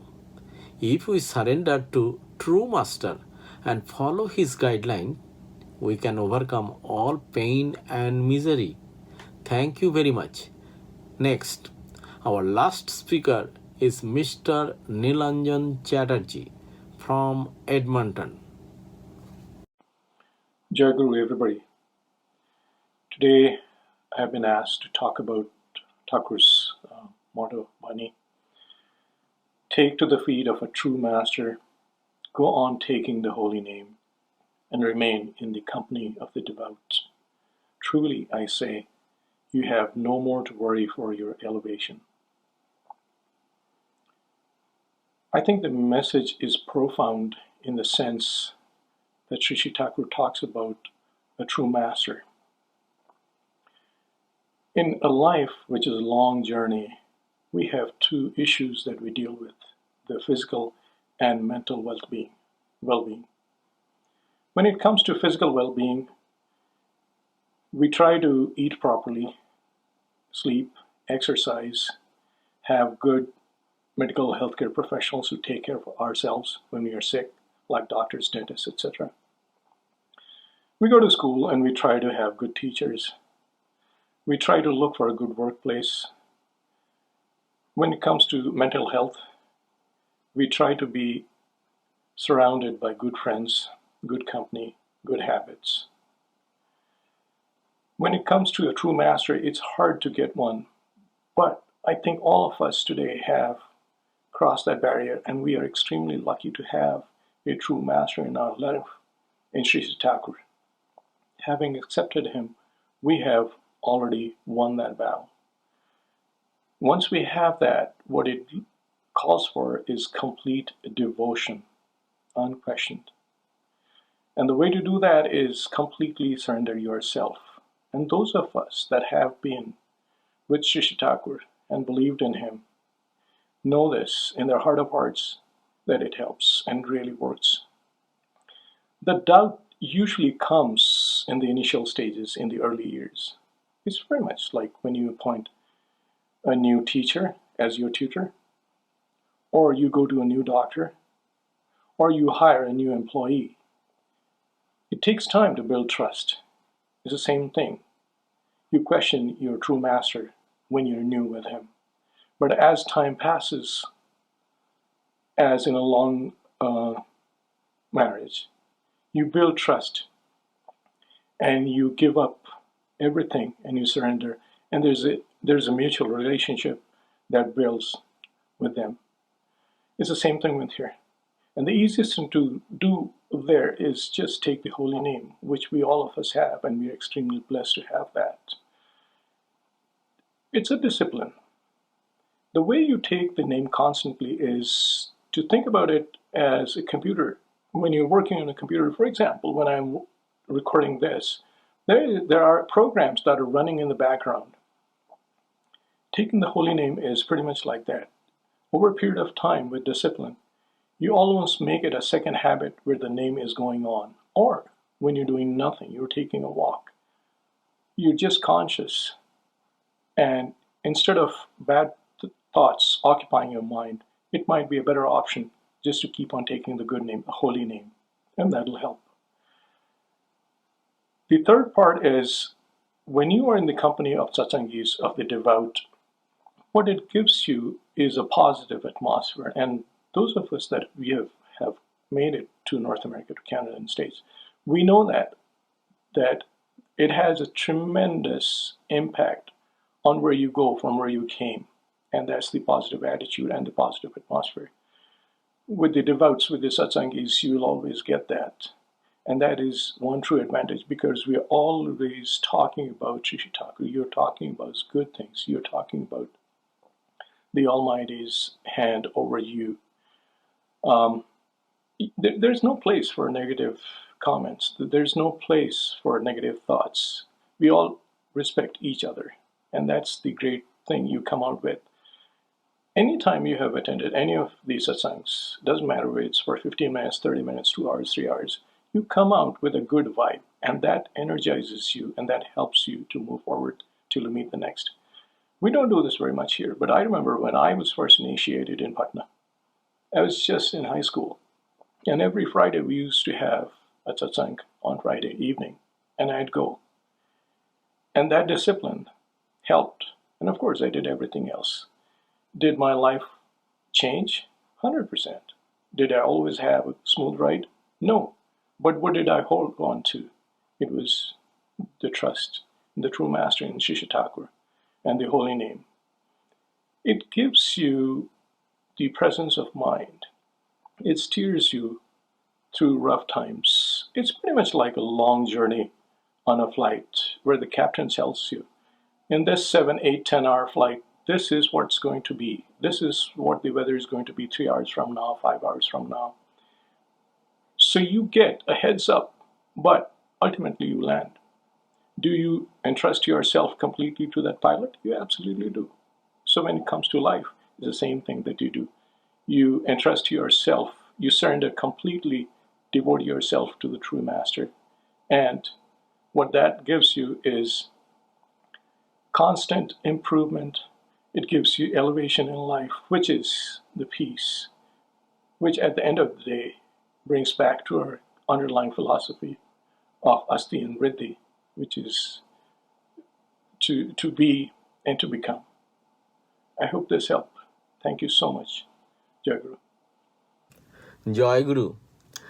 Our last speaker, Mr. Nilanjan Chatterjee, mentioned that if we do unconditional surrender to our true master, then we can avoid negative thoughts, and at the same time we will be guided in the right direction to elevate our life.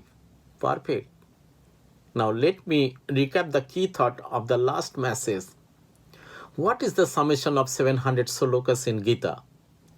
Bhagavan Sri Krishna taught Arjuna in chapter 3, Ma manusmara 𝗔𝗱𝗃𝗃 Cha means and. Ma manusmara 𝗔𝗱𝗃𝗃, which means contemplate on me, think of me, and the battle of life. Contemplate upon the true master means meditation on him, think of him, do prayer, and do your duty under his guidance and fight the battle of life. So we are taught two things: surrender to the true master and do our duty under his guidance. We have to bring spirituality in our daily life. Sri Sri Thakur said, you are for the Lord, not for others. You are for the Lord and so for others. That means when I am for the Lord, I can see God in everything. Then all of my services will be worshipped to our Supreme Lord. I would like to illustrate one story. One American journalist was taking an interview with Mother Teresa. Due to an emergency, at the time Mother Teresa had to take care of a leprosy patient. She took the leprosy patient on her lap and provided divine care. Later, that American journalist asked Mother Teresa, "How could you do this? Even if somebody gives me $1,000,000, I could never take a leprosy patient on my lap for care." Mother Teresa smiled and she said, "I didn't see the leprosy patient. I saw my Supreme Lord Jesus through him. My service was not a service for that person. It was a worship to my loved Lord Jesus. So, we are for the Lord and so for others." Bhagavan Sri 𝗵𝗃𝗃 said, "If you hold onto a pillar and move round and round, you will never have a fall. But if you are not holding the pillar, after a few rounds, you must have a fall." Exactly. If I take the holy name and to hold on to my true master, I will be protected by him. How can it happen? The holy name is the powerful tool to support meditation. If we silently repeat the holy name or mantra in our mind, it helps us move beyond our thoughts and access the stillness within. We experience deeper awareness and reach to pure consciousness. It helps relax the brain and to control our mind better. We can stay mindful, reduce anxiety, and decrease depression. We know we are nothing without each other. Alone I can say, together I can talk. Alone I can enjoy. Together we can celebrate. It proved that our minds are exchanging each other. When we remain in the company of the devout, then collective wisdom can be exchanged and we can explore the path to elevate ourselves. We know Bhagavan Buddhadev said, "Buddham saranam gacchami, dhammam saranam gacchami, sangham saranam gacchami." Henceforth, for the being and becoming, we have to take the feet of a true master. He is the absolute. When we have unconditional surrender and intense love to our true master, only then we can get the peaceful mind, joy, and freedom. We can feel secure because we are attached with permanent and detached from impermanent. So we can say, life is beautiful. Now, I would like to conclude our panel of discussion. I would like to thank each and every participant for sharing their profound thoughts on the messages from Sutanusaran. I hope our viewers have enjoyed just as much as the participant and have found it beneficial to believe it in their life. Jai Guru and 𝗣𝗿𝗆𝘀𝘁𝗃.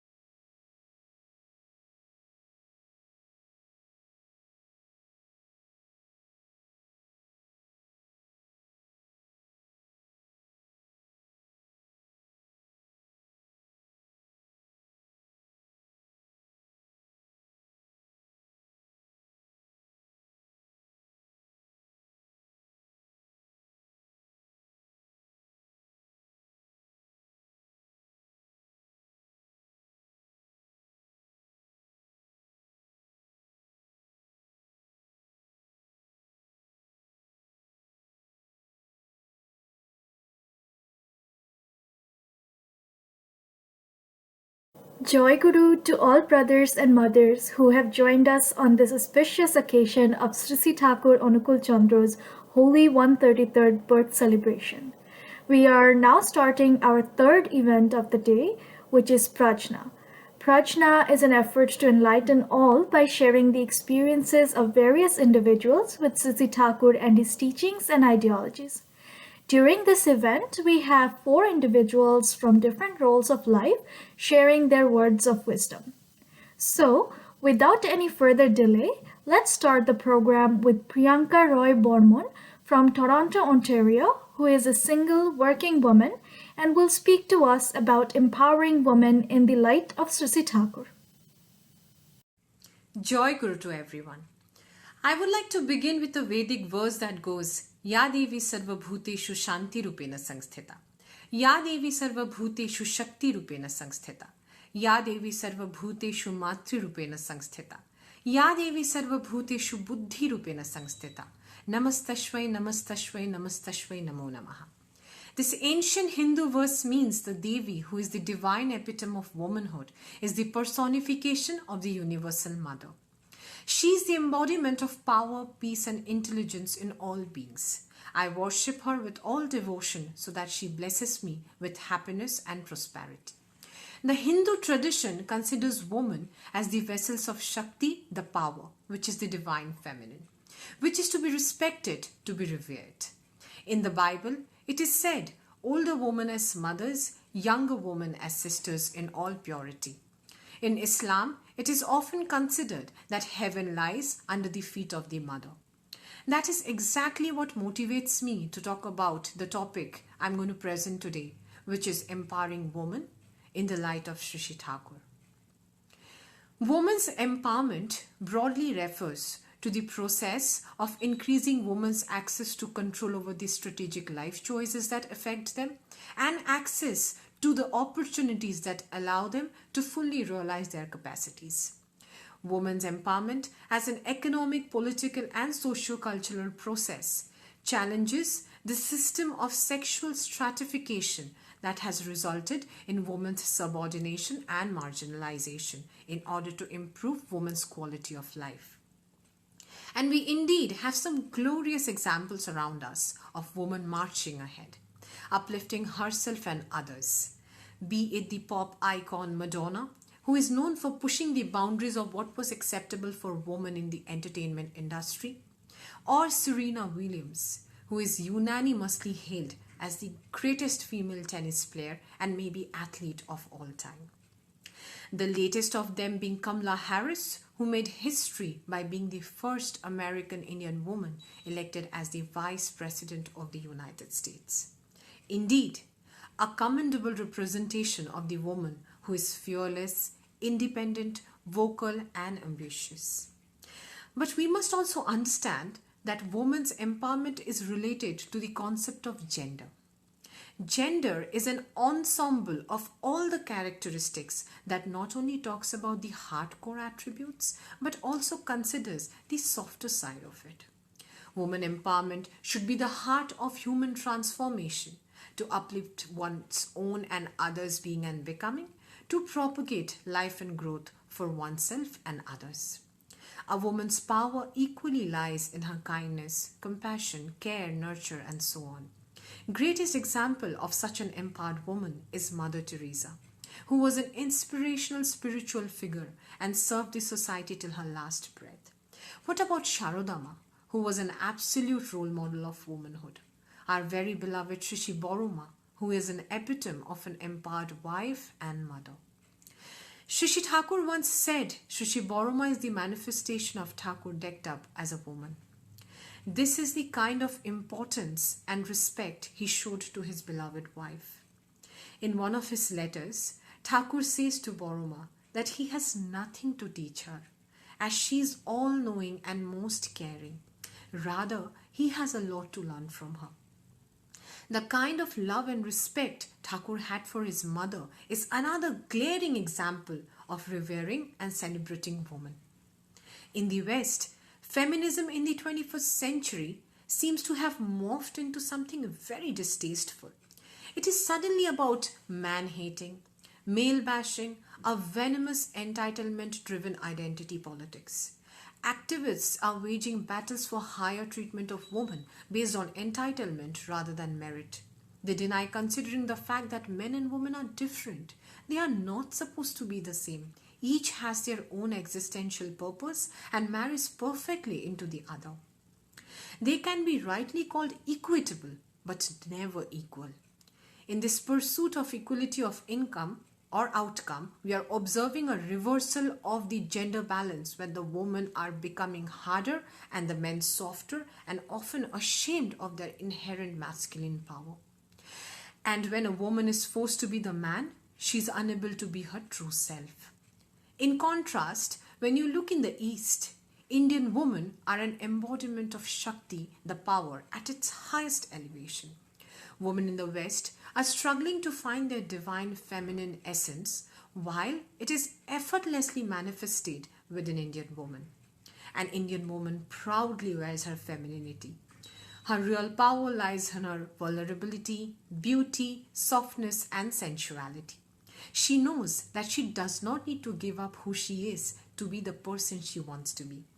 She is secure and does not feel the need to prove anything or to bring someone else down to validate her own self-worth.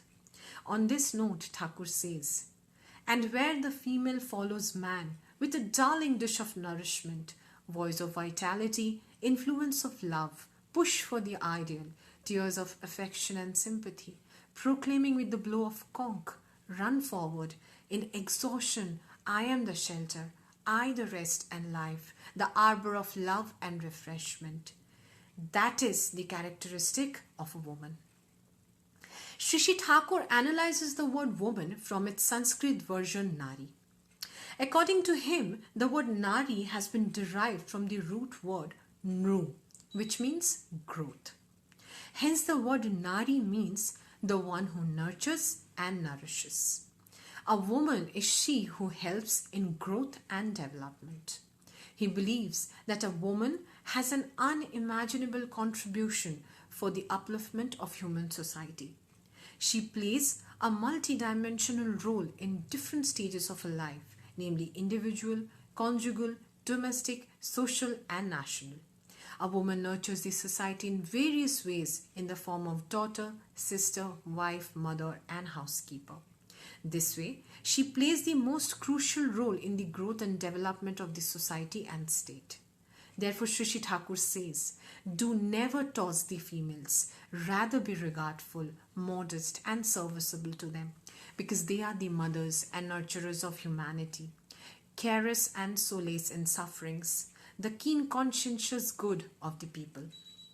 In his perceived opinion, the woman is a manifestation of the all-resourceful goddess of wealth and the universal mother. Because the constant nurture, inspiration, service, care, love, affection, encouragement, and exaltation of a devoted wife enlivens the husband, making him invincible in the struggle for existence. The wife serves to enhance the husband's mental and physical strength, valor, longevity, and joy. In 𝗔𝗍 Thakur's ideology, a concentric loving wife is just like the all-enduring earth, who helps the husband in surmounting his existential roadblocks. Therefore, 𝗔𝗍 Thakur views, through the wealth of her benign qualities, our dirty homes become transformed into holy, sweet, and beautiful sanctuaries of bliss, and our families turn to be so many paradises of peace when flows a perennial current of all-round progress. As far as unmarried women go, Thakur has empowered them with the right to choose their groom in his divine words when he says, "When a woman is capable of conceiving, nature endows her with the power of selecting her husband. And if she wants to select her husband according to her own wish, only then can she do so." In fact, when there are still instances of girls forcefully getting married at young age, or women surrendering to the institution of marriage unwillingly, only because her marriageable age is passing by, Thakur has bestowed upon us with a choice when he dictates, "If your attachment for ideal inspires you tremendously, if you cannot give anyone else a place in your heart, And if a maddening urge to establish that ideal in your environment and in the world has entirely captured you, then as I think, even without marriage, you can be more enlightened by enlightening others, living a pure and pious life. 𝗔𝗍 Thakur has dedicated an entire book for the woman called the Nari Niti or the Woman's Code. That itself speaks volumes about how important a woman is for the existence and growth of the family and the environment at large. How she can play a crucial role in the being and becoming. I consider myself a modern woman of today who is economically independent, progressive, outgoing, but at the same time, my empowerment should also reflect in my service, my way of conducting myself, thoughts and words as prescribed by Thakur in the Woman's Code. As an empowered woman, I never shy away from practicing and propagating my Supreme Beloved's teachings and principles. The young generation sometimes feel if we perform jajan to our friends and contemporaries, we might sound old school, whereas we should wear our identity of being a satsangi like a crown. It must give you utmost bliss to present him at large like we generally feel when we show off a new phone or a car to our close ones, as he is our biggest asset. I have never felt that Thakur's teachings and principles ever came in my way of modernity or progress. Rather, he is the one who has bestowed upon me whatever I am today. Some may perceive that religious organization always means orthodox beliefs and conventional mindset. Hence, my friends warned me when I told them that I am moving to Canada and I would like to pay my visit to Thakurbari in 𝗣𝗿𝗀𝘀 before I leave. They said, what if they stop you because you're a single woman traveling abroad? I smiled at them and said, if they deem right for me to stay back, it will be for my own best. And I shall respect it without a speck of doubt. That visit to 𝗣𝗿𝗀 was the biggest example of empowering a woman to me. Reverend 𝗣𝗿𝗆𝗲 was delighted to hear the news and guided me with such a practical approach like one would do to a man. He advised me to mature my hands at driving, to be the best at what I do, and do as much Thakur's work as possible. When I narrated my experience to my friends, they were shocked by the progressive approach and were bound to accept that the narrow-mindedness was indeed in their thoughts. Today, I feel privileged to present myself and my views in a global platform like this amidst so many learned and significant members of the Satsang family. These too makes me feel empowered as I'm able to speak my mind without any gender shackles. Self-awareness and spiritual empowerment hold the key to freedom and raising the status of women in the society. Economic independence and financial security that comes with it undoubtedly imparts self-confidence to a woman. However, if the woman is not well equipped with self-awareness and an ideal-centric environment, it is difficult to sustain the confidence that comes with good education and a good job. Complexes will keep haunting us. This is the reason why it is not uncommon to find well-qualified and well-educated women holding powerful jobs, weakening and losing their self-esteem when faced with a difficult mother-in-law at home or an unreasonable employer at work. Spirituality is all about awakening the consciousness that we all humans have been gifted with. The consciousness that an ideal-centric life provides us to recognize the truth about self, about the relationship of self with the people and the nature around. I would like to conclude with an urge to all the empowered women out there to come ahead and contribute to Thakur's work shoulder to shoulder with the men. Strive towards making this world a better place. The prime factor in satsang is the untottering adherence of the individual to the ideal. Thakur longs for each to fulfill, protect, and nurture him with service and acquisition in a concord with the environment, so that every being, by dint of his own labor, may keep his own existence intact and expanding, and so move upward on the eternal road of evolution.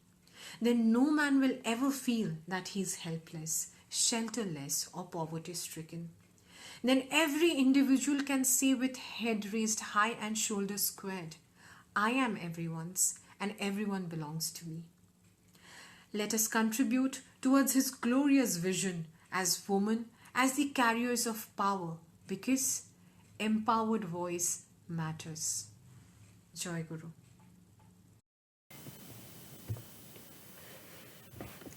Thank you, Priyanka Ma. Your words today have been truly inspiring to us. I sincerely hope that for our viewers today, you have opened up a new way to view the role of woman. You certainly have done so for me. Thank you. Now, we will move on to our next speaker, Tuhin Dash from Montreal, Quebec, who is a student at McGill University. He will speak to us regarding being and becoming in the pursuit of knowledge and truth.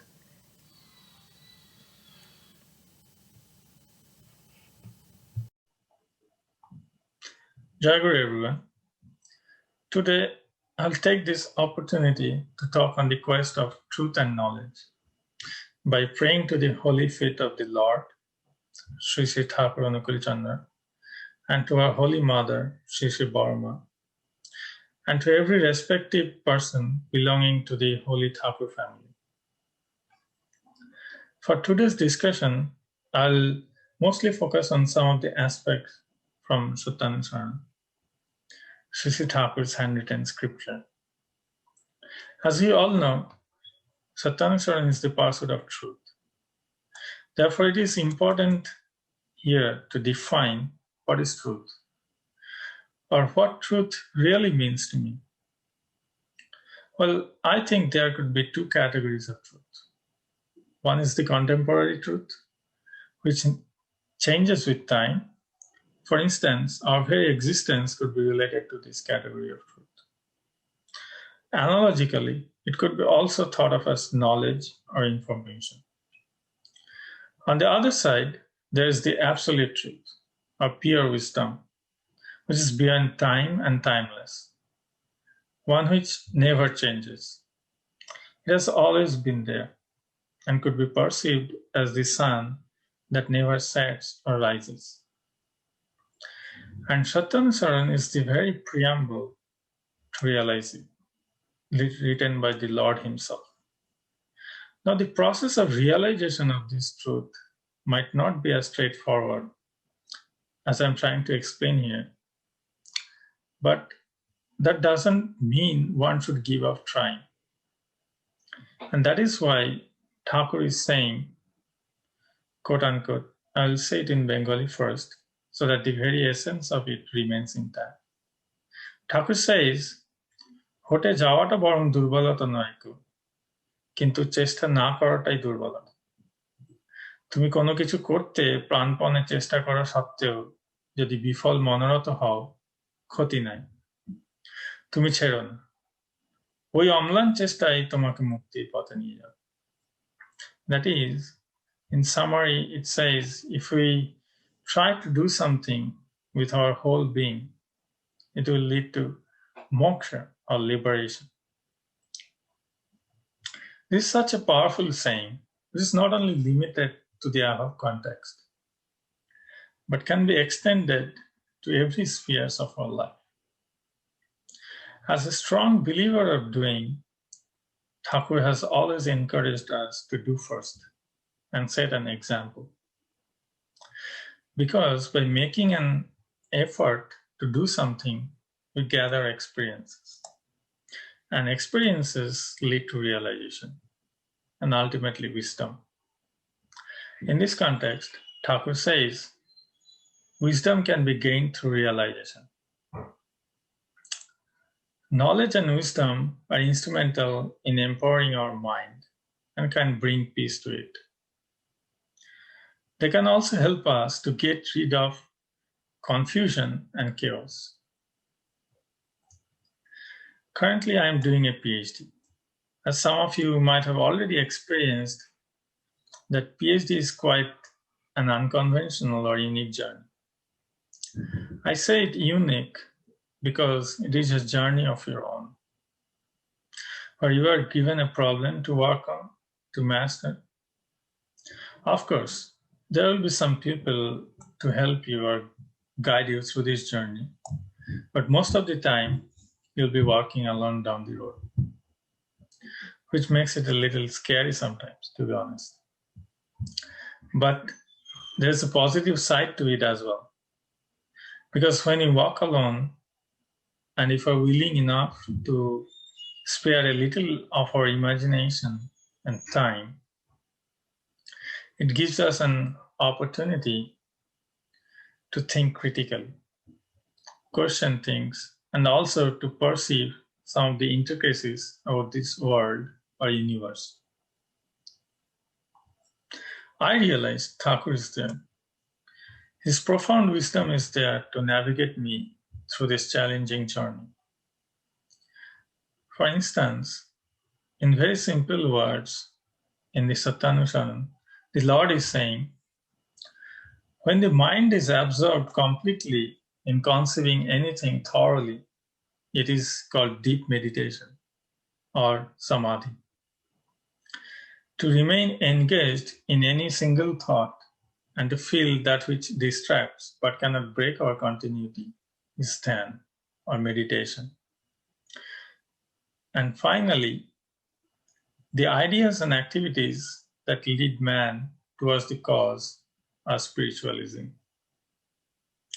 Thus, we can see Thakur has shared the wisdom with us by simply stating the methods. And if we believe and work on them, they can come alive. All the approaches can raise our consciousness and help us to focus on our goals. As a strong encourager of science and reasoning, Thakur has advised us to keep ourselves absorbed in higher thoughts and activities, such as the investigation into the science of creation, mathematics, and chemistry. Since our minds seldom remain in a thoughtless state, and therefore if we cultivate the laws of nature through sciences, it will not only improve our society and world, but it will also help us to control our passions and complexes.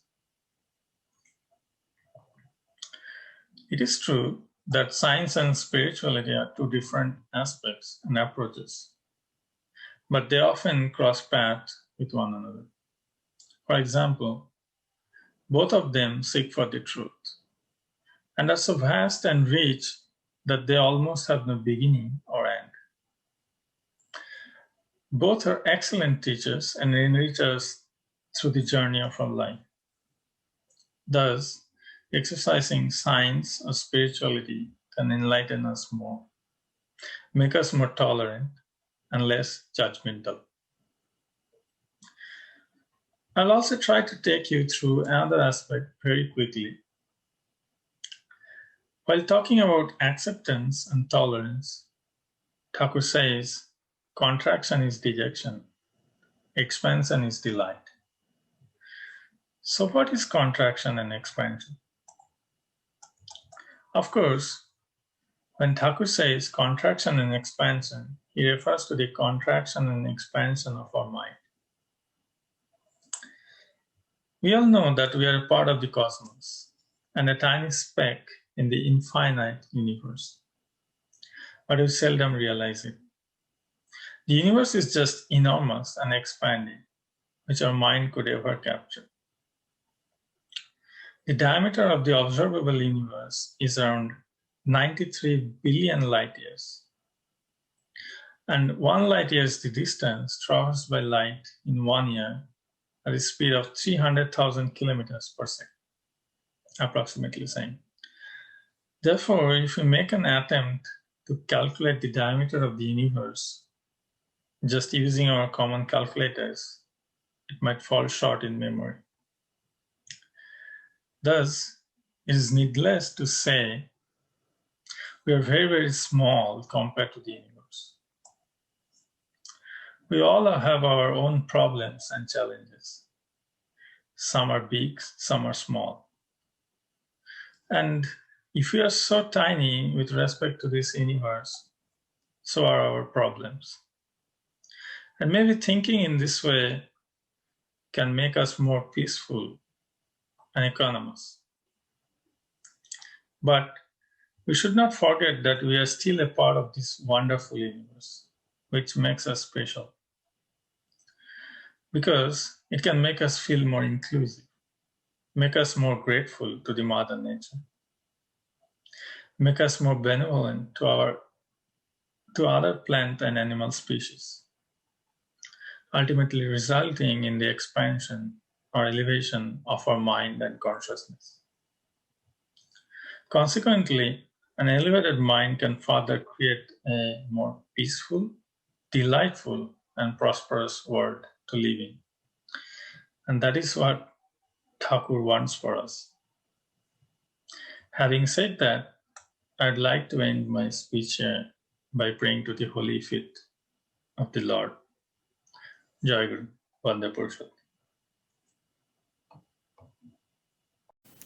Wonderfully said, 𝗣𝗿. Thank you for enlightening us today regarding 𝗤𝗏𝗏 Thakur's ideology on knowledge and truth. It's my understanding that we all believe that having a teacher to guide us in any field is invaluable. Personally, I find that 𝗤𝗏𝗏 Thakur is the ultimate teacher in my life, and I can only hope that many more will find peace in his name. Today, our next speaker is 𝗡𝗏𝗏 Das from Toronto, Ontario. She is a new mother and she will be speaking to us about being and becoming towards a wife and mother. Joy Guru to everyone.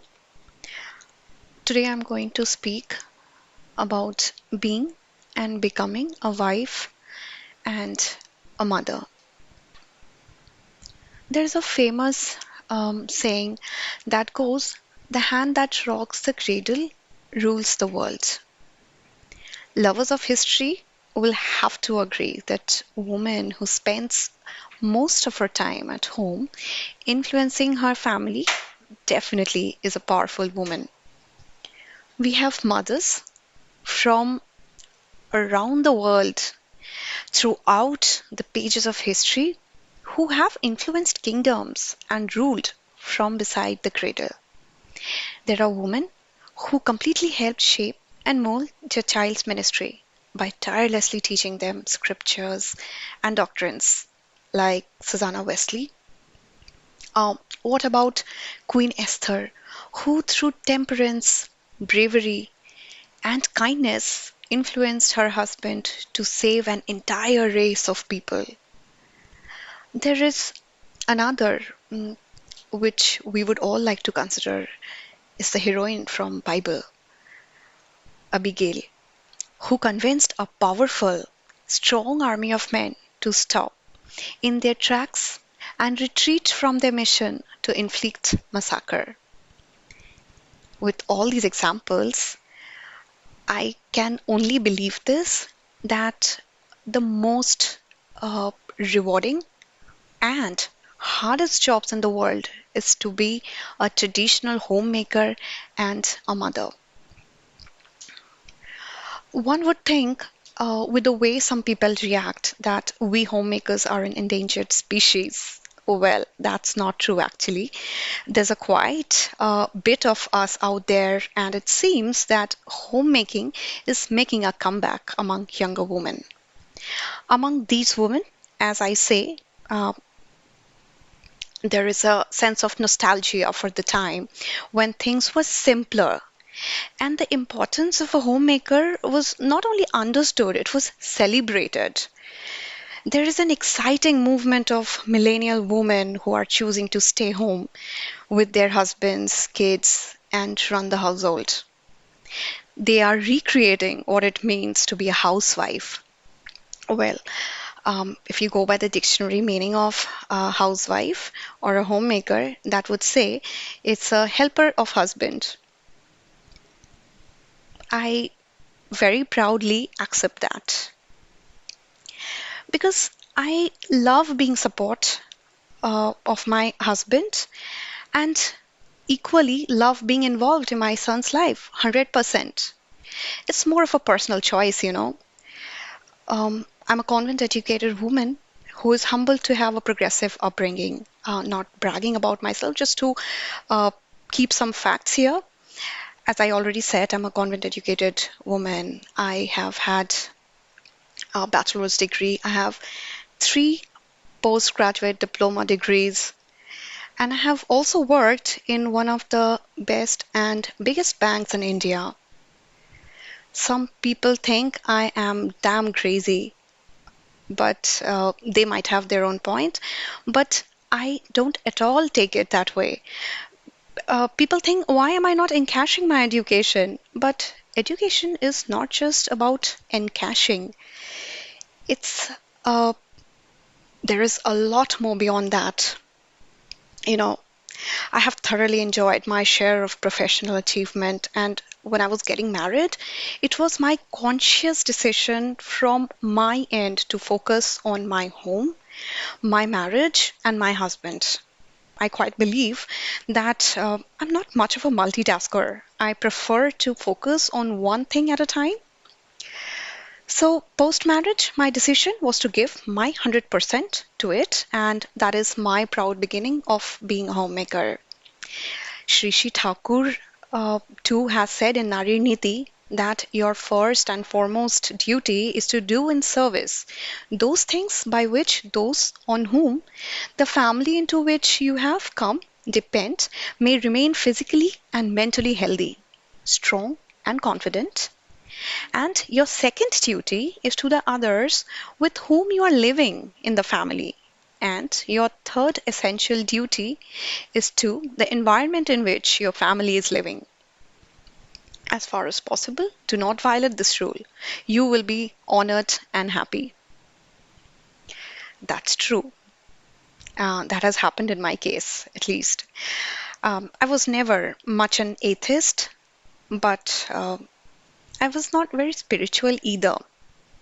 In my early life, at one point in my life, my studies were getting hampered, and then is when I started following and believing in Sai Baba.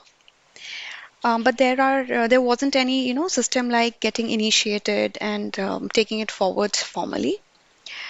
Um, so years went by, and though I only got initiated after my marriage, my marriage in 2017. I was married in 2016, but I got initiated in 2017.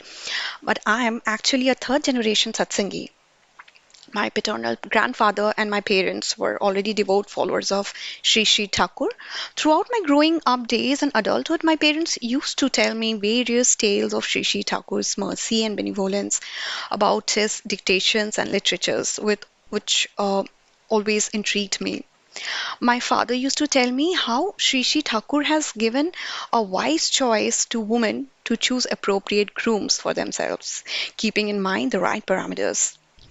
I was moved by his teachings and principles. I used to watch my parents sit together and do the evening prayers. And somewhere in my mind, I painted a dream of sitting with my partner and sing to the tunes of Joy Radhe.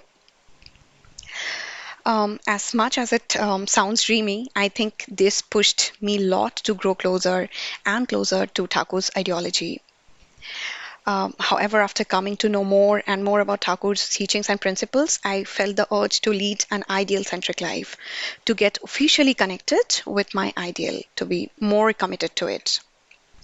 After marriage, I thought a holy initiation would make my life more disciplined and organized. I'm a person of logic and reason, so I discussed thoroughly with my husband about my decision to get initiated, and he totally respected that fact, and I went ahead and finally I got initiated. And now me and my husband are both blessed to be under his supreme guidance, and we could not be happier. But of course, there are differences between every one of us. and the differences create problems when the differences stays together. Yes, I'm talking about me and my husband, of course. So there were differences in thoughts, and we both are logic and reason driven. So we had arguments over random things, and arguments are never peaceful, right? And so we would always focus on making our points uh, more understandable or genuine or right rather. But I would seriously take this opportunity to tell out there that after following Thakur's principles, I am far more patient now, and with a lot of respect, I have come to this point where I can accept my husband's differences from my end. And this, I think, is the best thing that has happened in my life as a wife. So Thakur gave, so much importance to the role of wife and mother that itself speaks volume about the role of a homemaker. 𝗓𝗓𝗏𝗏 being the biggest epitome of wifehood and motherhood.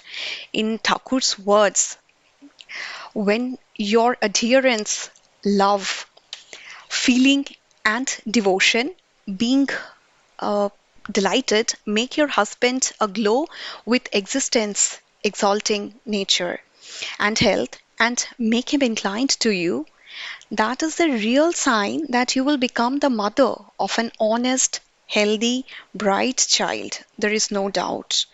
And the purpose behind the sacrifices, oblations, and rituals prescribed in the scriptures for having good children is nothing but this. Oh, well, that's so true. Recently, I have been going through some medical complications, and with a toddler around, life gets so disoriented and so disorganized. I just cannot say it enough. Everybody who has children, like little ones, I am sure you are able to understand what I'm talking about. But I feel Thakur gives me so much courage to still pull the show. Today, I am fighting and I will keep doing this so until the battle is won. Thakur said that a wife who makes her husband's life glory and growth swells up on the path of progress, who allows no agitation to interfere with growth, sympathy, establishment in the environment, service, attendance, help, and support, who keeps her own life, glory, and growth intact, and thus becomes established in one, and all in her true wifehood has become meaningful. If you have been born a woman, embrace this true wifehood and be full of meaning and make individual and world so. So be it. No matter how difficult in the time this I am into, or how sickly I feel, I try to do my 𝗧𝗵𝗸𝗂 and prayer timingly because I truly feel that if I am not genuine in my efforts, I can't expect the return to be genuine. Not that I'm doing this only to get something in return, but as I said, to discipline my life overall. Thakur too in his holy book Satyanusaran has said that just try wholeheartedly to be genuine. Does the university honor anyone with a degree unless he has studied and passed? So rightly said. Motherhood has made me more patient and selfless. It probably does to everybody, but I have been a patient of slip disc, and I was always warned that pregnancy could make it worse for me. However, when I conceived, by grace of Thakur, slip disc never bothered me, as everyone predicted. And I think a lot many times in satsangs I have mentioned this. It's a great achievement. Though I had other issues like extreme morning sickness and GD, gestational diabetes, but slip disc, which everyone thought would be the worst influence, did not mess up with my pregnancy at all. This in itself is his mercy. I try to imbibe Thakur's value in my child. Thakur said, never do anything in front of your children which may in any way cause damage to their devotion and attachment to you. Any disruption or their urge towards you means both suffering for you and danger to them. Though he's too little, he's just 20 months now. But I still, I can already see him respond when my husband and I sing to the prayers, or when we bow down to offer our respect to our beloved Lord. He too tries to imitate the posture. At the end of the day, a child only learns from its parents, or it is very important that as a mother, I conduct myself appropriately so that he can learn. He has the best teachings. Thakur has rightly said, a lot of training and a lot of discipline does not and cannot make a child an effective adult if the mother does not implant the basic foundations of his or her life, keeping them sound in a useful form. If you want to make your child into a person, adjust his or her defects to a useful form. What you do with your child between the ages of 5 and 10 regulates his whole life, you may be sure. My efforts will be always will be aligned to the same. Lastly, I would like to conclude by quoting one of Thakur's dictation from Nari Niti, where he says, "Therefore, the first and foremost requirement in all culturing of dharma is superior, beloved, ideal, or guide. To become a true follower of dharma requires devotion to him, following him and behaving in accordance with him, while maintaining such a character that this devotion or attachment creates an impulse in husband and family which awakens and inspires them. When this happens, you will see your wifehood is fulfilled. You will be shining brightly and making others shine." That's the end from my side. Thank you. Jai Guru.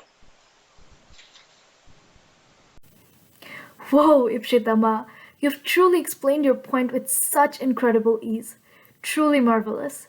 Thank you for your illuminating words of wisdom regarding being and becoming towards a wife and mother.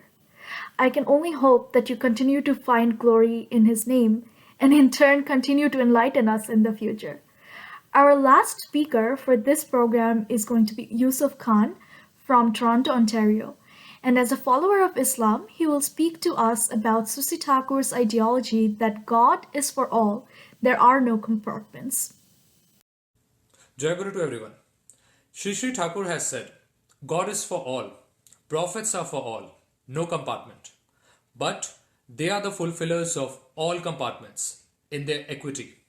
To create ism is the satanic dissuasion of people from unity, the God.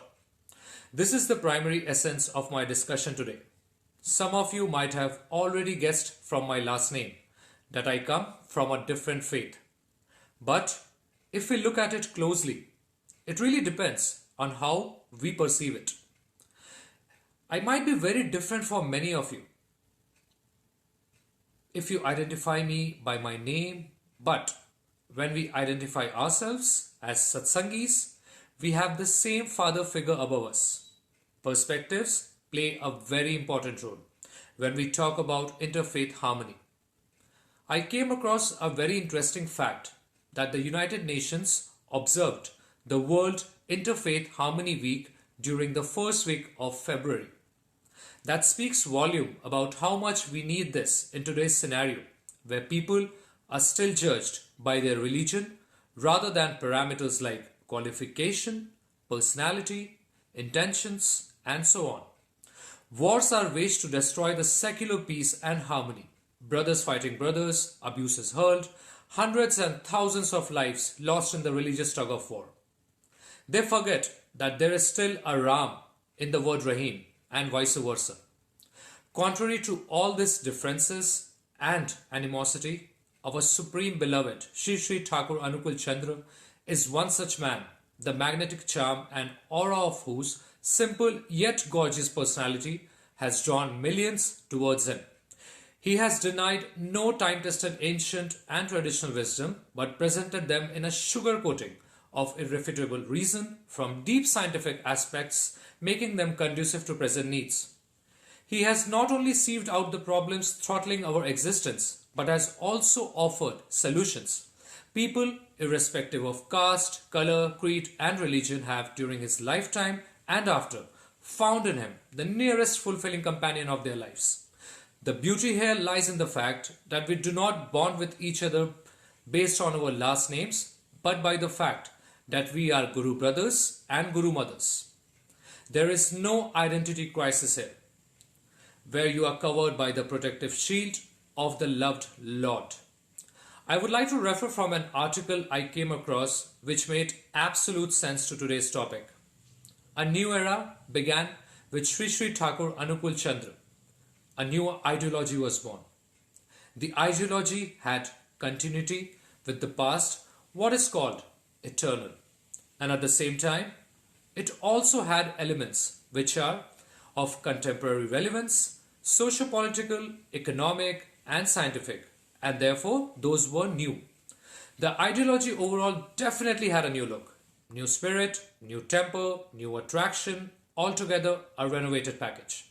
Some such features of Sri Thakur's ideology are clarity of concept, scientific temper, universal applicability, above the prevailing parochial considerations like bias, superstitions, etc. Everything put together, the ideology was radical, out to bring about a transformation in the person, family, and society. Striking feature of Sri Thakur's ideology is that it attempted to bring out and highlight the similarity amongst all religions in essence and in philosophy.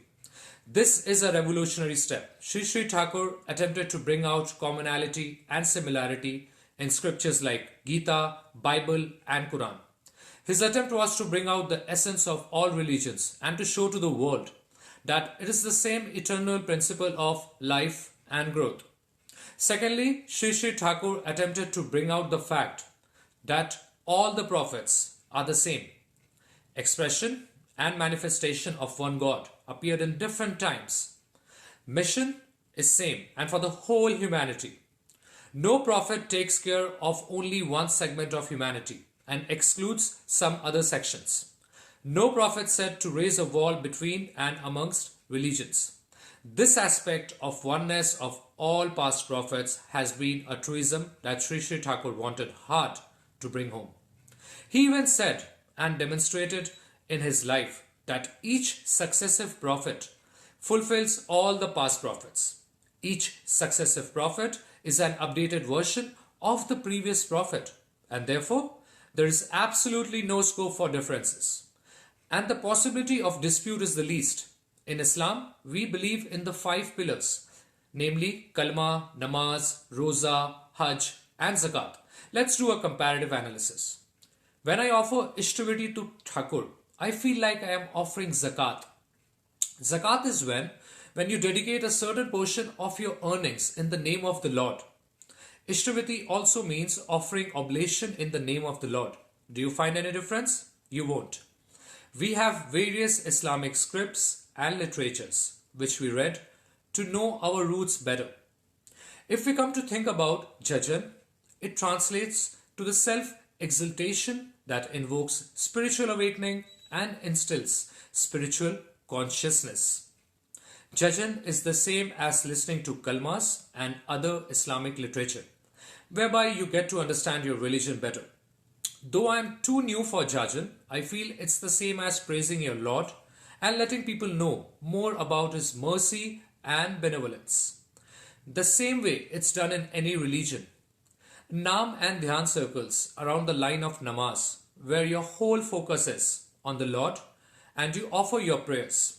So, I feel there's actually no difference between my natural identity and Thakur's principles and practices. This is how I see Rasul's teachings in the teachings of Thakur, and they are one and the same to me.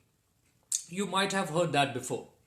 Namaz, it's mandatory that we clean ourselves, which is exactly what Thakur's Sadachar talks about. To have a clean body, mind, and heart. It all depends on how you look at it. If looked closely, we will see that though the ways might be many, the destination is the same. Thakur has always said how different previous prophets came and said the same things time and again. The difference is in our mind, not in their teachings. After my initiation, I have realized that dharma is nothing but to live and grow, to be and become, and that Sri Sri Thakur is not about conversion but convergence. Conversion is not admitted by Sri Sri Thakur. This aspect of Sri Sri Thakur's view is worth elucidating in the backdrop of huge disturbances currently erupting in different parts of the world on this issue. This view of Sri Sri Thakur, that there will not be a convert in his disciples, is a radical departure from the practices observed in other established religions. In Sri Sri Thakur's view, one believer will accept Sri Sri Thakur as Guru and follow Sri Sri Thakur's principles. But that is not a reason for him to forsake his religion, whichever he or she is born into. That means a Muslim by birth can accept Sri Sri Thakur and practice his principles, still he or she will remain a Muslim. Similarly, a Christian can follow Sri Sri Thakur's principles and yet he or she will remain a Christian. Sri Sri Thakur never wanted a change of natural identity, biological, cultural or religious affiliation. In Islam Prasanga, when somebody asked Thakur what the solution to the clash between the Hindus and the Muslims is, Thakur very simplistically answers this, that there is no clash or difference. There cannot be any difference between those who believe in life and growth. Hindus would generally offer prayers in temples, Muslims in mosques, Christians in churches, and so on. However, something that moved me about Sri Sri Thakur is the fact that we Satsangis can sit under the same roof and sing 𝗣𝗿𝗆𝘀𝘁 vinti or flow in the divinity of Jai Radhe without the slightest feel of diversity.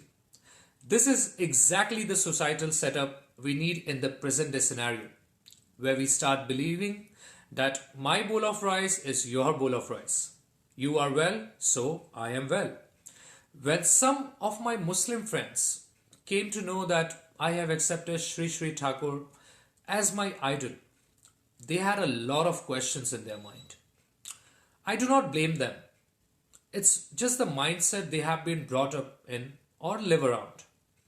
In Islam, we believe in the power of Allah, who is shapeless, formless, genderless. My friends argued that accepting someone as a living idol can be a contradiction to this. I explained to them that Allah is still great for me, and I wholeheartedly believe in the power. But in life, you also need someone in flesh and blood who directs you, guides you, shows you the right way, just like our parents and teachers. One whom you can see, feel, and get inspired from. And Thakur is that living idol for me, who anchors my life. Thakur says, Hindu Dharma, Christian Dharma, Mohammedan Dharma, Buddhist Dharma, etc. are wrong. Rather, there are so many views. In fact, there is no opposition on the views. Different views, the same way, feeling one in many forms. In the Bible, Jesus himself has mentioned regarding restoring the principles and traits of past prophets. Think not that I came to destroy the law or the teachings of the prophets. I come not to destroy, but to fulfill. Even in the Quran, it has been said on similar grounds. As for those who believe in God and His messengers and make no distinctions among them, He will grant them their recompenses. God is forgiver, most merciful. And lastly, in Sri Sri Thakur's words, God is one, Dharma is one, prophets are the same, servers of the one. We must start believing in the fact that organically we are all His creations. We are the same. The distinctions are just man-made and not the words of the Lord.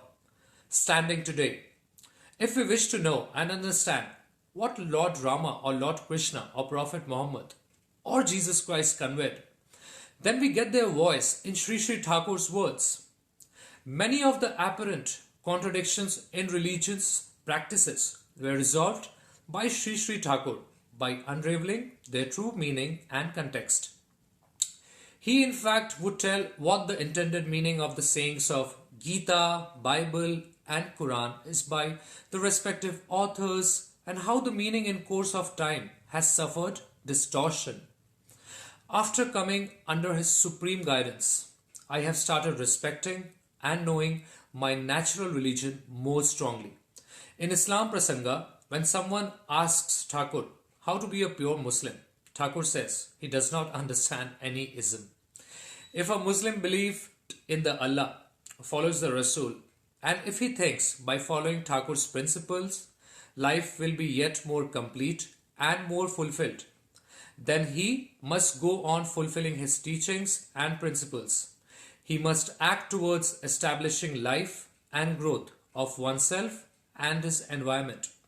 That is exactly what I try to practice now. To conclude, I would say that religious affiliations by birth are no barriers for a progressive living. By following �Shri Thakur's ideology, following him does not signify getting into any religious cult or into a regimented order. Following �Shri Thakur means to adopt an ideological framework that invites and spurs all-round well-being of a person along with family and society. I would say that �Shri Thakur's ideology is liberal and secular. His way of life can be a befitting reply to religious radicalism and communal disharmony. Jai Guru. Thank you, 𝗍𝗶𝗸𝗃, for presenting Thakur's teachings in such an eloquent manner. Thakur has actually never asked us to give up on our religion, but he has taught us the ways by which to lead a meaningful and fulfilling life while remaining faithful to our own religions. And I can only hope to continue to hear more from you on the various teachings of 𝗍𝗶𝗸𝗃 Thakur. On that note, we have now come to the very end of Prajna. I hope that everyone present here today have enjoyed our attempt to present the words of wisdom from the different roles of life in relation to our 𝗍𝗶𝗸𝗃 Thakur's ideologies. And I pray to the lotus feet of our Love Lord for your health and happiness. Our next program will be Saralya, which starts at 3 p.m. Eastern Standard Time. During Saralya, over 25 plus children from all over Canada will participate. So don't forget to tune in. Jai Guru.